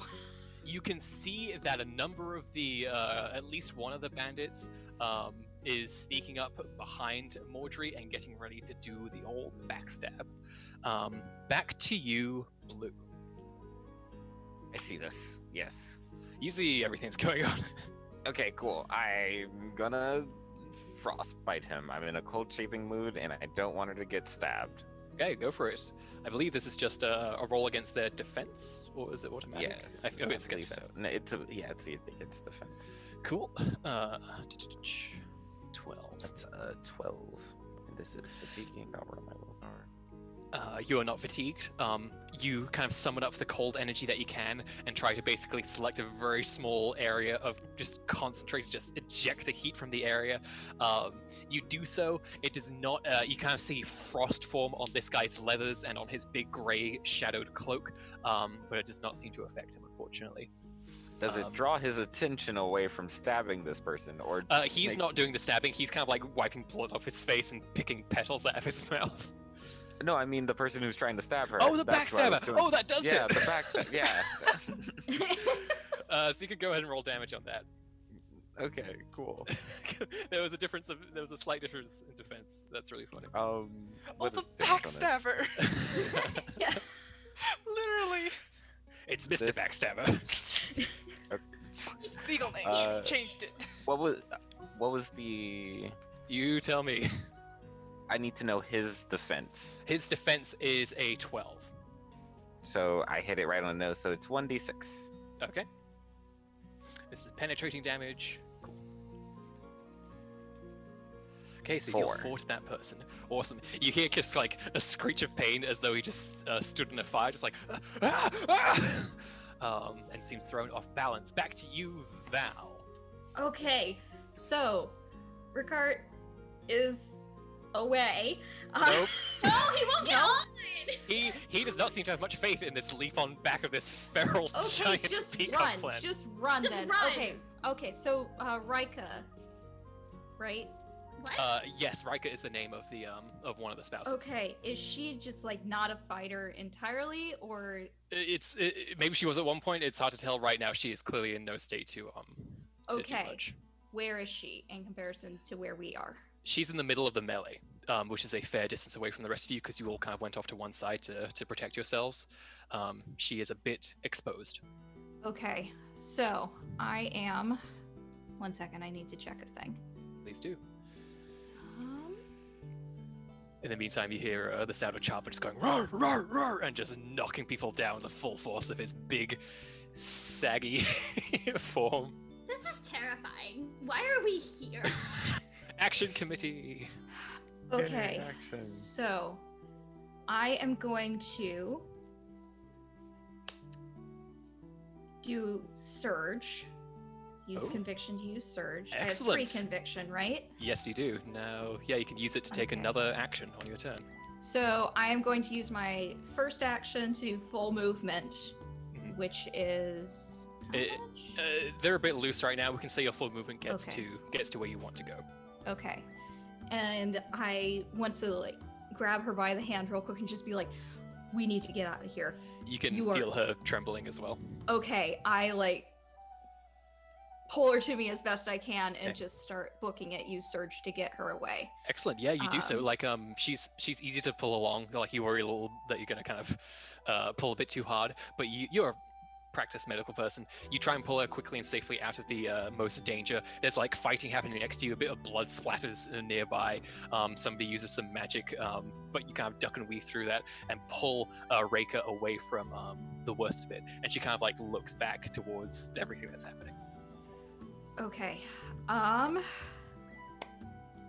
is Nice. both, that's 2 actions. And then I think I still have, what can I do as a minor action? Ooh, 1 second.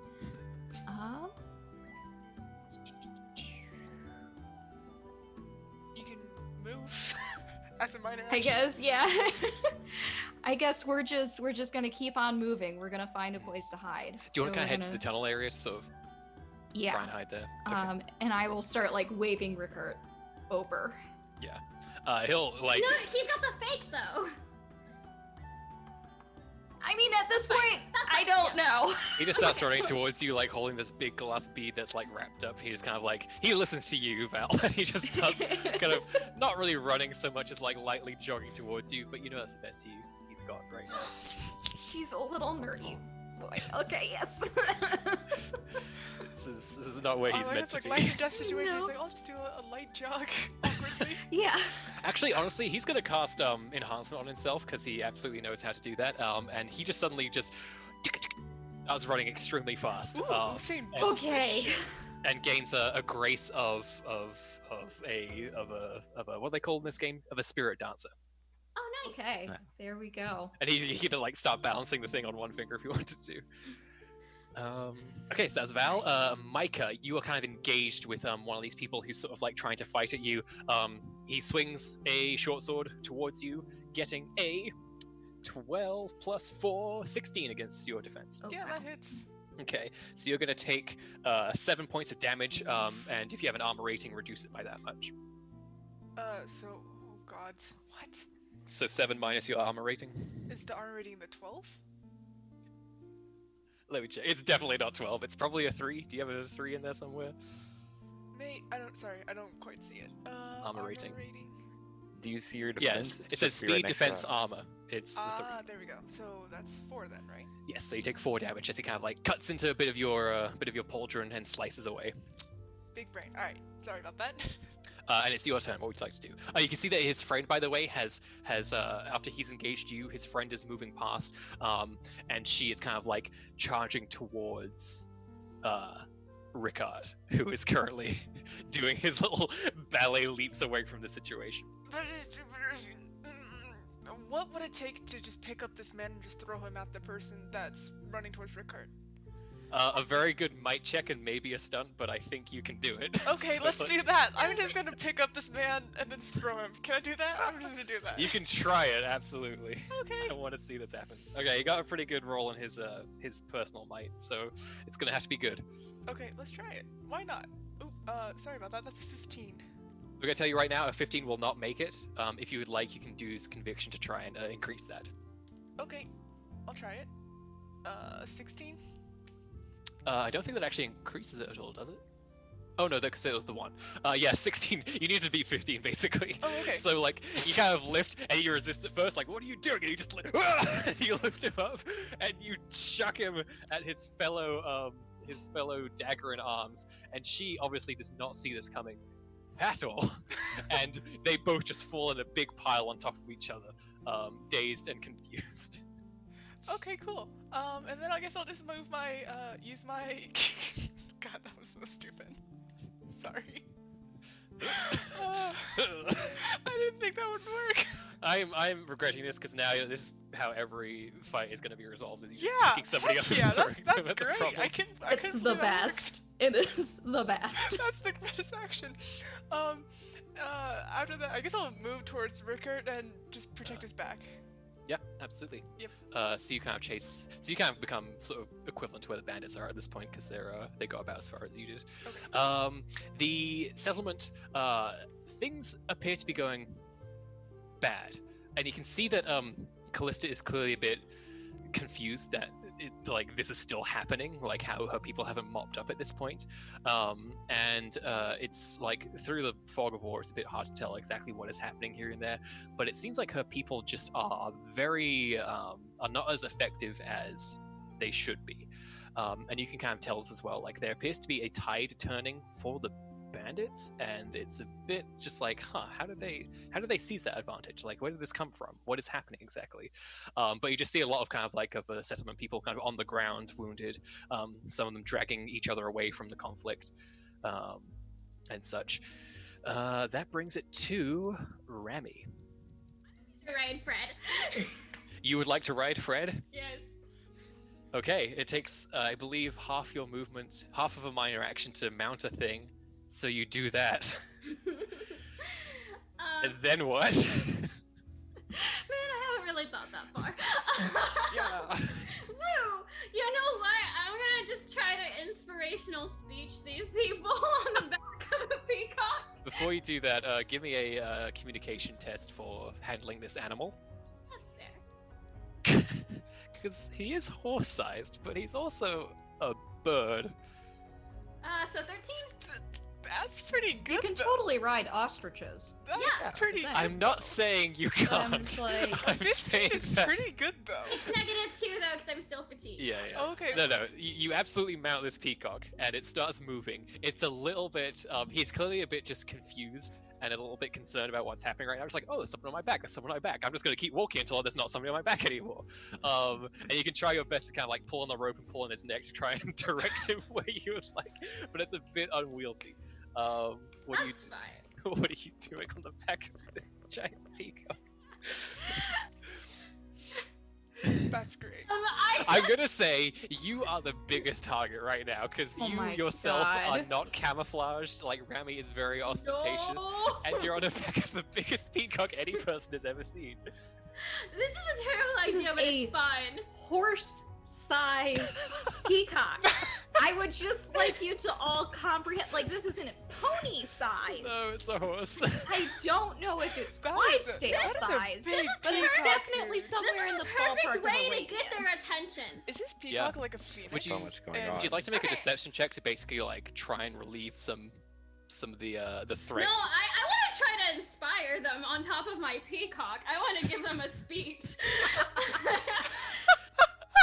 What is the flavor of this speech? What exactly? Standing on top of the peacock, I No, know. no, just- no. No, oh God. That's fine. Not with a 13. No, you That's don't. fine. Okay, sitting on my peacock, I'm going to say, This is supposed to be a sanctuary. Everyone here has taken a risk to help you, to open this place up so you can have a place to restart and reopen. Are you really going to give that up to a bunch of ugly cultists? Really? Really? This is your chance to prove it. Prove how much you've changed, the difference you've made in yourself, and fight for your friends and your new family here. Love it. I Please should make a change the music to communication some kind of anthem. leadership test. You called the cultist ugly. I did. You brought their appearance into it. That's I'm an gonna 11, use my though. last one to redo Okay, it. to redo Or that one. Oh, I don't get to redo it. Excuse me. I'll roll the thingy. Yeah. /R1d6. Rami's gonna die. It's gonna be great. Oh no! So you re-rolled another one. Yes. Let me think for a second. Boy. So you are on top of just I a am on top of gigantic a peacock. Gigantic peacock. Still. You know what? 15. I'm gonna go ahead and say this applies for you pursuing devotion in a nurturing way. So I'm actually gonna give you a point of conviction for that amazing speech. Yes. Yeah. And let's see. I think with all the chaos happening right now, you maybe kind of like invigorate one or two people, but it isn't quite enough to make a big difference. Also, just the spectacle of the thing is confusing for a lot of people. That is completely fair. But like there was a spark there, definitely. Like you had an impact on some people. You do have an arrow coming your way, unfortunately. That's fair. That And is it completely completely misses, likely because somebody doesn't know how to comprehend how to shoot this thing. So just arrow shoots by. It's the bandit's turn. The backstabber comes from behind. From behind Mordry and plunges his dagger into her back, and she yells out, she roars in pain, and she kind of like drops to one knee, and the guy she was fighting, he kind of like again plucks a petal from his mouth, just starts laughing and starts sort of goading her. Val, you can see that Reika, who is in your hand, kind of immediately kind of like pulls herself free of your grip, and she's like breathing very heavily, and you can see she's starting to make motions with her hands. Oh, Oh stop no! that. You just stop that. Val, you're muted. Reika, what are you doing? So that's happening. Additionally, a number of the bandits who, thanks in a combination, let's say, of Rami's leadership / distraction and Micah's bowling ability, the tide is now turning back towards the people of Noroth. Their wounded is a big problem, but otherwise their fighters are finally kind of like making some gains. Some of the bandits start to fall, and it looks like it won't be long before the leader will need to either flee or beg for his life. Back to you, Blue. Okay, so fires are still raging, but I'm not doing very well against those. There's a couple of members of the settlement who are trying to get buckets to them, but like this is all happening very quickly, so they're doing their best, but there's a long way to go. And they're like, are they like huge, like massive fires? Like, oh, this is out of control now. I can barely help with this. They are spreading very quickly. The huts and tents that these people live in are not, resistant to flame at all. Yeah. So the situation is quickly getting worse in terms of the fire. Okay. How does Mordrin? Yes. Mordry, big Mordry, woman, yes. Laid low by a big old How stab. is she on the ground now? Is she like in trouble? She looks bad. She is absolutely in trouble. Yes. Okay, gonna go help her. A minor action move, and then it's like a major action to cast the magic, right? Typically, yes. It'll say Okay. if it's something different. But there's no plants here to entangle them with. So... I mean, there's grass. You could just make. I mean, I think with plant shape, you could probably just make vines just grow out of the ground if you wanted to. Okay, could I do that, but not get her to the two people? Yes, absolutely. Yes. Okay, I would want to do that. You can kind of like target it and sort of just trying to pull them away from each other. Yeah, go ahead and roll that. Bear in mind your fatigue. Yes, of course. That's So- 14 minus 2. Still a success. So you make these vines sprout up from the ground to make sure you roll that fatigue test as well. And they grab the one who did the stabbing. They pull him back. He kind of drops his blade that is covered in blood, and he is kind of like entangled in these vines. Is it on their turn they get a chance to escape, or is it as it happens they need to make a dex test? I have no idea. I have to look. I'm just going to make a dex test now, and if I think wrong, it's dex now. Yeah. Damn.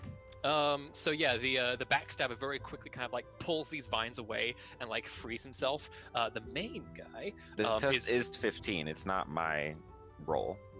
The test is 15. It is Yes. whatever it says fatigue TN is, which I believe it says 11. No, they need a 15 test to escape. They need a the vines. 15. Okay. Yes.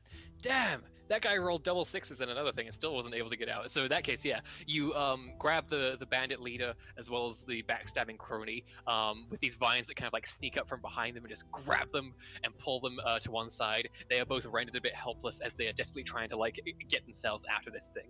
And you can hear the leader says, "Get me back my stone now!" Looking over to the people who are barreled over each other, only just now getting up and chasing Ricard. And yeah, they're both gonna try and stab Ricard.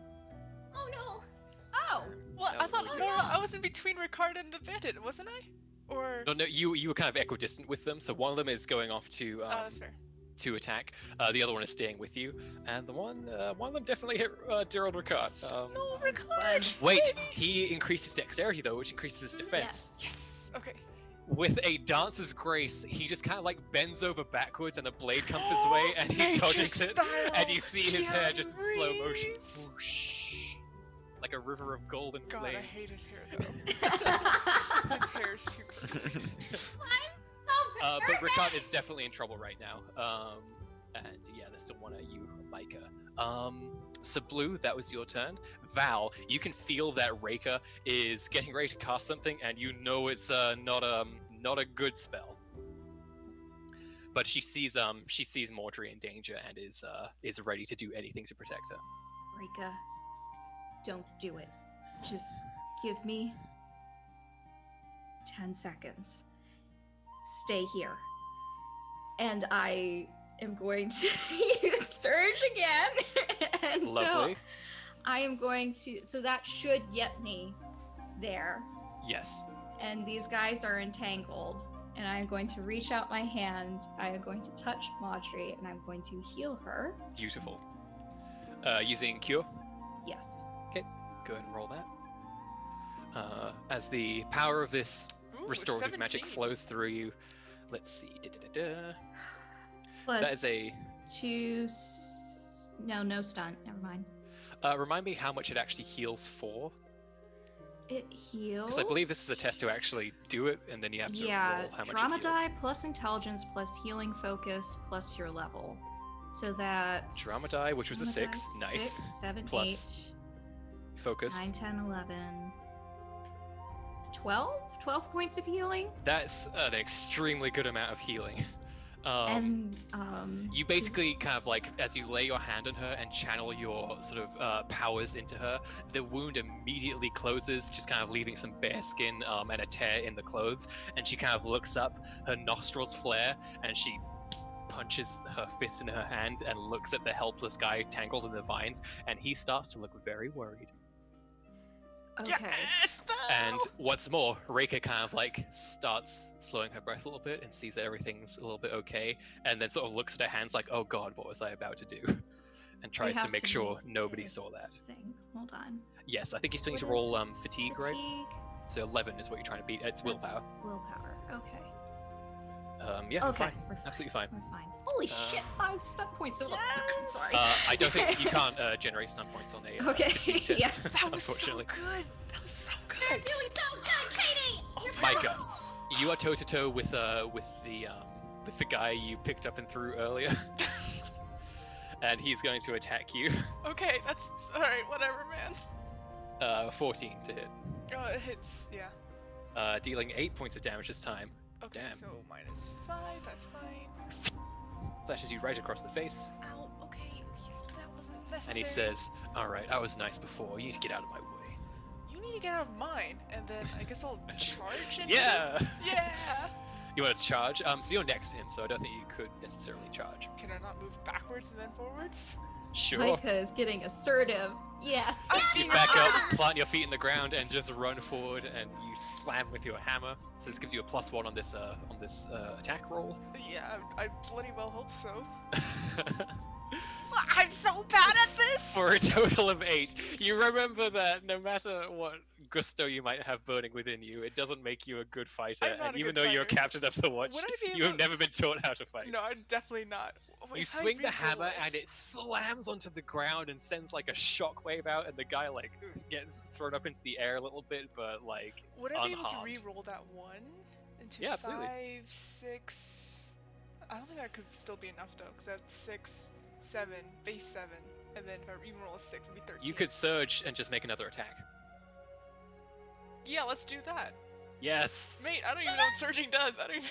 gives you another action. Oh, sweet. Power of conviction. Mate, no. Another. Oh goodness, a 9 this time. You kind of swing again, bam, and just don't hit anything. She's not good at fighting, guys. This is very And the guy clear. looks at you and says, "Oh, is the hammer too heavy?" I'm gonna pick him up again. Well, you've used all your actions this time. That's true. I'm just thinking, why do I bother with this? I'm just gonna pick this up. This point, the fires are bad, but they are kind of under control. Most of the bandits have been defeated. You can tell, nobody's really kind of been dealt a death blow. It's been a brutal combat, but once someone goes down, usually somebody leaves them alone. Most of the bandits appear to be dealt with at this point. A lot of Callista's people are also in pain, but they also have, each other helping each other out. The bandits aren't helping each other at all. And with their leader bound by the vines that Blue made, both Mordry and Callista make their way towards him. We're out of initiative at this point. You can do as you please. The one bandit who was chasing after Ricard takes an arrow to the shoulder and just kind of collapses down. And he keeps following Val's advice and just tries to disengage from the situation. But yeah, it looks like a victory for Callista's people at an unfortunately high cost. Mordry quickly runs over to Reika, makes sure she's okay. You can kind of overhear the conversation. Mordry's like, "Are you all right?" And Reika's like, "I'm fine. You're the one that got stabbed, you idiot." Aw, Oh, they're so cute. relationship goals. Well, not really. I don't want to get stabbed. At your wedding. Yeah, no. Yeah, and so Callista is just seething with rage at this one person. And Mordry comes over and kind of helps her figure out what to do from here. It is your choice. Would you like to sort of have a hand in where things go from here, or would you like to be sort of disengaged from this whole situation and say, we got what we came for? I want to know who's backing them. Like the Yeah, cult. this could be something that affects us. Yeah, I want So- to know the information. Because if this is a force that's in the area, it's going to affect all of the settlements. Absolutely. Yeah. Yeah, so you go over, you can see that Callista is basically right up in this guy's face, and she says, "Give me one reason not to put an arrow through each of your eyes right now." And he is, all his confidence is sapped away. He is kind of on the receiving end of a bad beating. He is a bandit, a cheat, self-professed. When things go bad, he doesn't necessarily know how to handle it apart from get away from the situation. And clearly things did not go the way he was anticipating. And he doesn't have any magic stone to help him out either, which might have been extremely no. important. Okay. It's just something that we're carrying around now. So he's basically just saying like, all right, you got me. I'll leave. I'll go. We're done. We'll come Who's back. backing you? We'll leave you alone. Who's kinda- backing you? He looks up to that and he kind of like looks at you in the eyes. You can see Callista actually stands between you and him, and she says, "We'll take it from here. Thank you." Can I please ask my question? That's all. Just one. He has hurt a lot of my people today. He has, and I'm gonna let you do whatever you need to do to handle that. I also have to think of Miniry. Miniry is my responsibility, and if he has people backing him, that can hurt us. I just want to know that my people are safe too. Persuasion check. Come on, girl. with your rad communication. Val, I assume you are applying medical aid to people in the area? Yeah, I am Especially doing since what I need to do. you can heal with a minor action, so you can basically just go bam, bam, just like Do some points. throw bandages at people. That did not go good. I'll do my last one reroll thingy. So re-rolling the 1, Hmm. and that gives you a... /R. I forgot how to type. 1d6. Come on. Yes! Oh, nice! Yes! That's what, a total of 14? 16? Yes. 16 minus the 2. So 14. Because you have fatigue. So 14 in total. Okay. If I wasn't fatigued, I'd be killing this. Okay, so yeah, you kind of like lay this down in front of Callista, and you can see that she looks at you with a look of just like, I know. But she also, a very bad thing happened to her today, and you can see that the guilt weighs heavily upon her, and she is not in a mode to satisfy strangers today. She is primarily focused on her people, but she does understand, like, she doesn't want to seem callous to your reaching out, and she just kind of takes a big sigh and she says, if we will find out things that could potentially threaten you. This is part of our alliance. Trust goes both ways. If we find something out, we'll probably tell you, but for now you have to trust us to deal with this. Understood. Thank you. It's probably best that you all get going. Yes, that'd be great. Wonderful time, lovely flowers. Sorry about the mess. Nice meeting you. At this point, is there like someone with rope or something to tie them up? And can I just like? Oh release yeah, the at this vines point, now? like they're being, heavily Okay, cool. bound, and like all the prisoners are being captured. Val, are you healing bandits as well,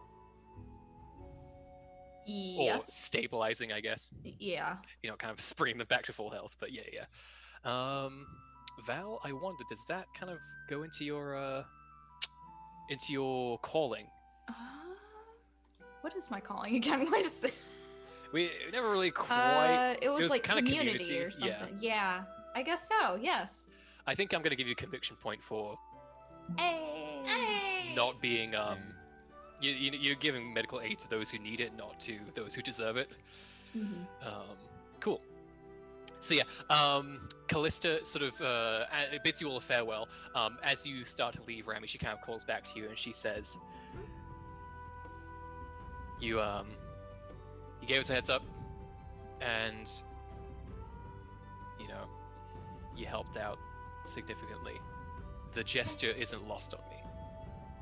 Thank you. And she says, "Be careful with that thing. I still don't trust it." Pointing Don't at Fred. trust it either. What is it? His head is just like slowly going down next to you, like. I know, baby. It's okay, Fred. Oh dear. Hey, And Callista Rami? says, finally, she says, "We'll be in touch. When we need to talk, we won't shoot you with arrows." I appreciate that. The Arrows best are offer I've ever painful. given to a person from Aldous. Hey! And you depart. You run into Ricard, who is kind of just standing in the tunnel. He's kind of like looking at this talisman that he has.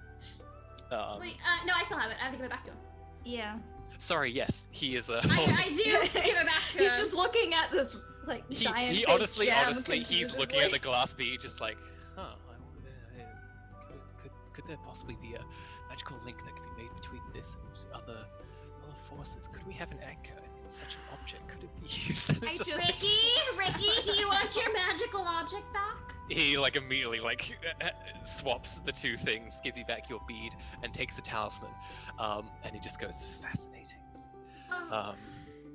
I'm bored of being responsible. Let's leave. This took a lot out of me. Yeah, it's fair to say that you're all quite fatigued right now. It's been a long day, and you still have an entire hike left to go back to Miniry. Oh my god. So We you don't set have out. the sap anymore. You also don't have the sap anymore. Thank you No. so much for Oh, reminding no. me. Sorry. So I Blue, think can you call Petal and have them meet us? Oh yeah, That is totally. a good plan. It is fair to say you did not establish psychic contact with Petal, so this is going to be our first use of familiarity to determine if you can cast a spell, so that's fun. Yeah. Let me double check how familiarity works. So you'll be making a test to use your psychic shield. Not psychic shield, your psychic contact. I think there's a roll associated with it there. So roll that, So, yeah. and then we'll determine how familiar you are with this, with Petal. Let's see. You've been acquainted for at least 3 months. Nope. Has seen briefly or had described a bit more than that. Has been acquainted with only briefly. Yep, I think so. You're going to get a +8 to the difficulty of this roll. Okay. Does it list what the standard difficulty of what the target number is for? It might just be their I'm gonna defense, stretch this actually. out. It might, maybe, or like their willpower. Oh, okay. Everything's blank. Wait. Oh no. Psychic shield is psychic contact is a big spell. Yep. That's a lot there. Yep. Let's see. You can And- establish psychic contact with a person. Psychic. The base target number is 7 plus familiarity. So this is going to be 7 plus 8, so a 15 is what you're trying to hit. Yep. It's exciting. We haven't used familiarity yet. I love it. Cool. And also, it gives you all a demonstration of how terrifying it is that anybody can cast Arcana on anybody anywhere if they roll high enough. Isn't that Yeah. fun? Okay, so this is a communication test. I believe it is communication psychic if you have it. Yes, I do not have psychic though. Just perception psychic. Okay. And It looks like you click. still have a point of conviction left. I will use it. Let's reroll Bear in that mind, one. you've also got your fatigue, which is at a -2 right now. Yep. So you Or need. I'm only fatigued 1. Does that Oh, you give me fatigued 1. -2? No, that's a -1. So you rolled a Okay. 10 with everything Oh. involved. Fatigue 1 is a -1? Yes. I have fatigue. Oh no. I've been saying -2 this whole time, Thomas. I'm sorry. I thought you had fatigue too. Okay, no worries. So unfortunately, Oh. Blue, you reach out. It's been an exhausting day. You cannot quite grasp the mind that you need. You can keep attempting this. Yeah, why don't we just There's no just fatigue keep on this? going? I believe there's probably fatigue on this. Let's double check. Yeah, let's make sure. Let's not kill you with it, but if we could There try is to- absolutely fatigue on this, so please roll a fatigue check Oh, before boy. we go anywhere Sure else. thing. If this Um, doesn't hurt me, maybe we can try again. Can Val- Ricard try too? Ricard, yes, he could. He does have Yes. psychic abilities. Ricky, Oh, talk to Blue. Petal. So that'll be. Wait, I'm gonna use my stunt points that I. Wait, no. No Fatigue stunt doesn't points do on stunt fatigue. points. So it's Um, 11. I believe that's That's enough. Let me double check. Ba-ba-da-ba. What does it say? Psychic contact. It's equal to the test TN, so you need to make a 15, which unfortunately you don't dear. make. So that's another level of fatigue. Mm-hmm. What fatigue are you at right now, by the way? Now I'm at 2. You're at 2. Okay, that's not too bad. If any of you are winded, by the way, at level 1 fatigue, you can recover that. If it's more than that, then unfortunately you need more rest than a simple breather like you're having now. I was at level 1. Am I at 1 now, or am I now at 2? I think this happened 2 immediately from it, so unfortunately you are at 2 now. Okay. So Ricard will attempt to reach out. Same difficulty as you, I guess. So 9 plus 3 is 12. Plus his psychic powers. He has intelligence of 4. So that's 16. Communication. Oh no. Oh no! Oh, that changes everything. boy.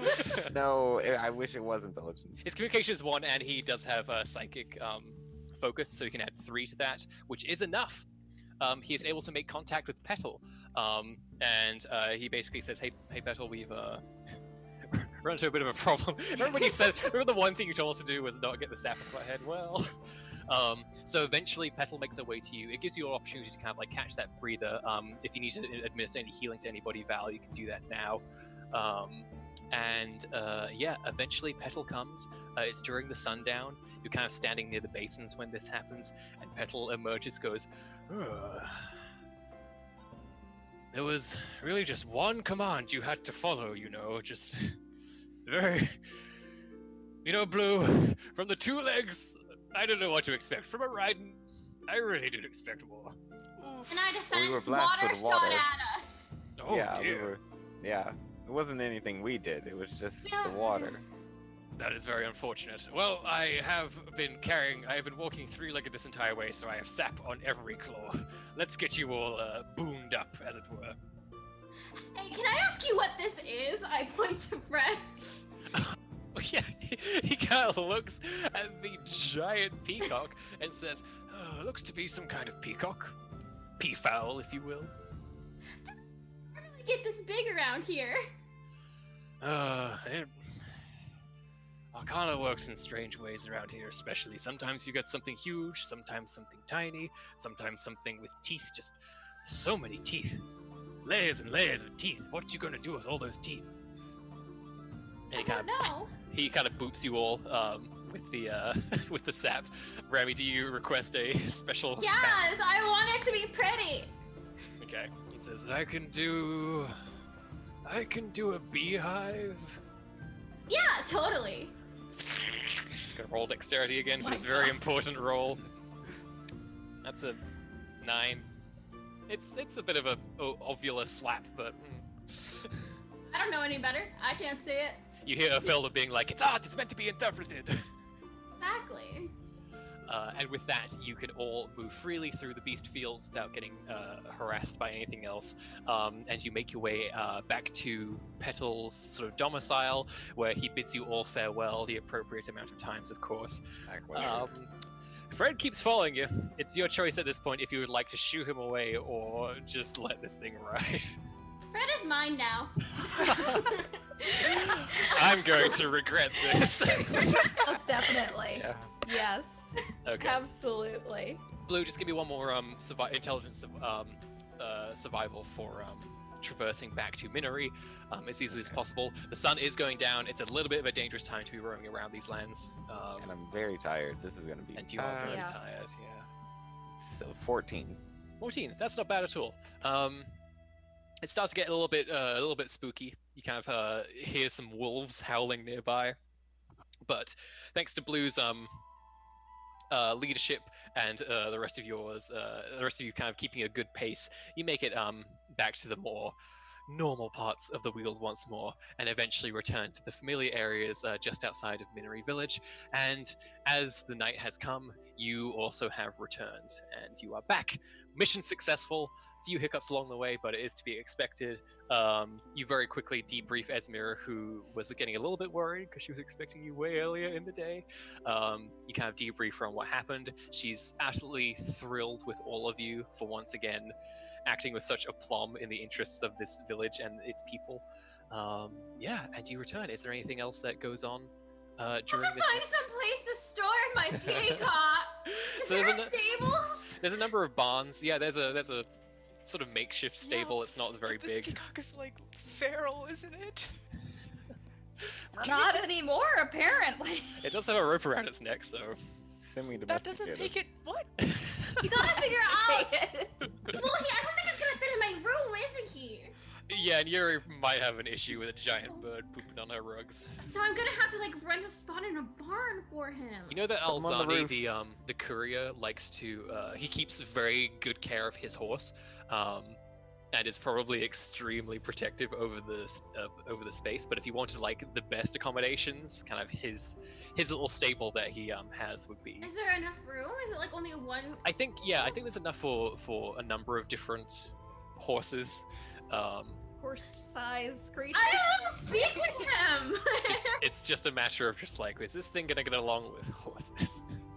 Fred, you're going to have to put on your best friend face. Can you do that, Fred? Yes, that's a good Fred. Yes, it is. Yeah, I'm gonna go ask Alzani then if I can. Alzani currently isn't here. Actually, he is away, leaving his pristine stable stall Oh, no. perfectly free if you were tempted by such a thing. Let's Yes, go. I am. Can you imagine returning after a long day of like delivering Oh packages, my and it's like, oh, I'm God. so glad I'm home. Time to put my horse away. What the hell is this giant peacock? I am gonna leave a note and then like put You're rent not in only as on well. no, it's not gonna Love be. it. Love it. So, yeah, So you put your Maybe note. like a note, and it's just like, hey, thanks for letting me have some of this space. You're a real cool guy, and then I just put money for it, and I'm just gonna pretend we've had this conversation before. How much money? Are you being a bit stingy? Are you being generous? I'm being fair. Okay. Okay, sounds great. Awesome. So is there anything the rest of you do to wrap up before we finish the session here? I would talk to Rickard and ask if he got any like visions from the object, or like if he was object reading it and offer to do so, just to like figure out what this is and put a pin in that. I was going to leave this for the last thing, so if there's anything anybody wants to do before that, we can finish up on Rickard's findings. Ooh, okay. Val, you want to do something? Yes, I would like to. You sounded so tired, and maybe I should have asked. Never mind. Is she exhausted? Yes. However, what state is my home in? You return home. You see that Shana is there, Hannah is there, and of course Elsa is there as well. They're kind of sitting in front of a big roaring hearth, and you can see Hannah is, she has kind of like a cat's cradle around her fingers, and Elsa is just looking at it, and he goes, okay, all right. Okay, I think I've got it this time. And he kind of gets his own out and starts like trying to pull it off, and he can't quite do it. And Hannah's like quietly making fun of him a little bit. Shauna's laughing a bit as well. They all seem to be having a good time. You can see that Elzar looks like he gets slightly intense at one point and says, "I will master this." But yeah, that's what you return to. Okay, so she sees this. She's gonna go into the temple next door. And she's going to go up to the altar of the Miracle Bringer. She's going to place a pine cone on it. And she's going to think about all of the people that she met today. And saved even. And she's going to ask for guidance regarding the bow, but also regarding this situation. And she decides how she is going to handle this, and that she is going to try to put her values to the test and just treat him like a normal person. Okay. And so she's... I think that's Not worth conviction. sure. That is pacifism community if I've ever heard it. So go ahead and take a point of conviction. Anything else?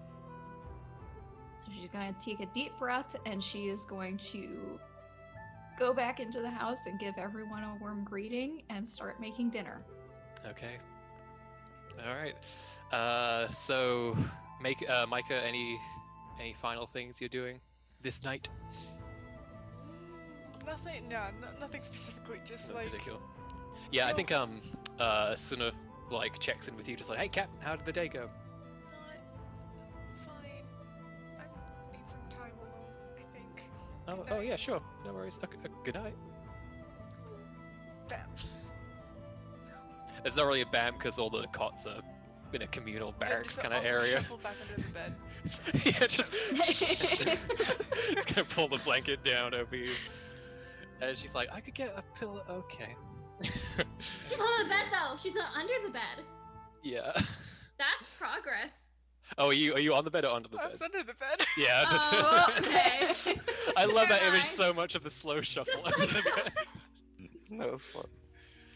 Excellent. So yeah, Blue, and we could say like the time this happened is fairly fluid as well. So anybody who wants to be there can be there.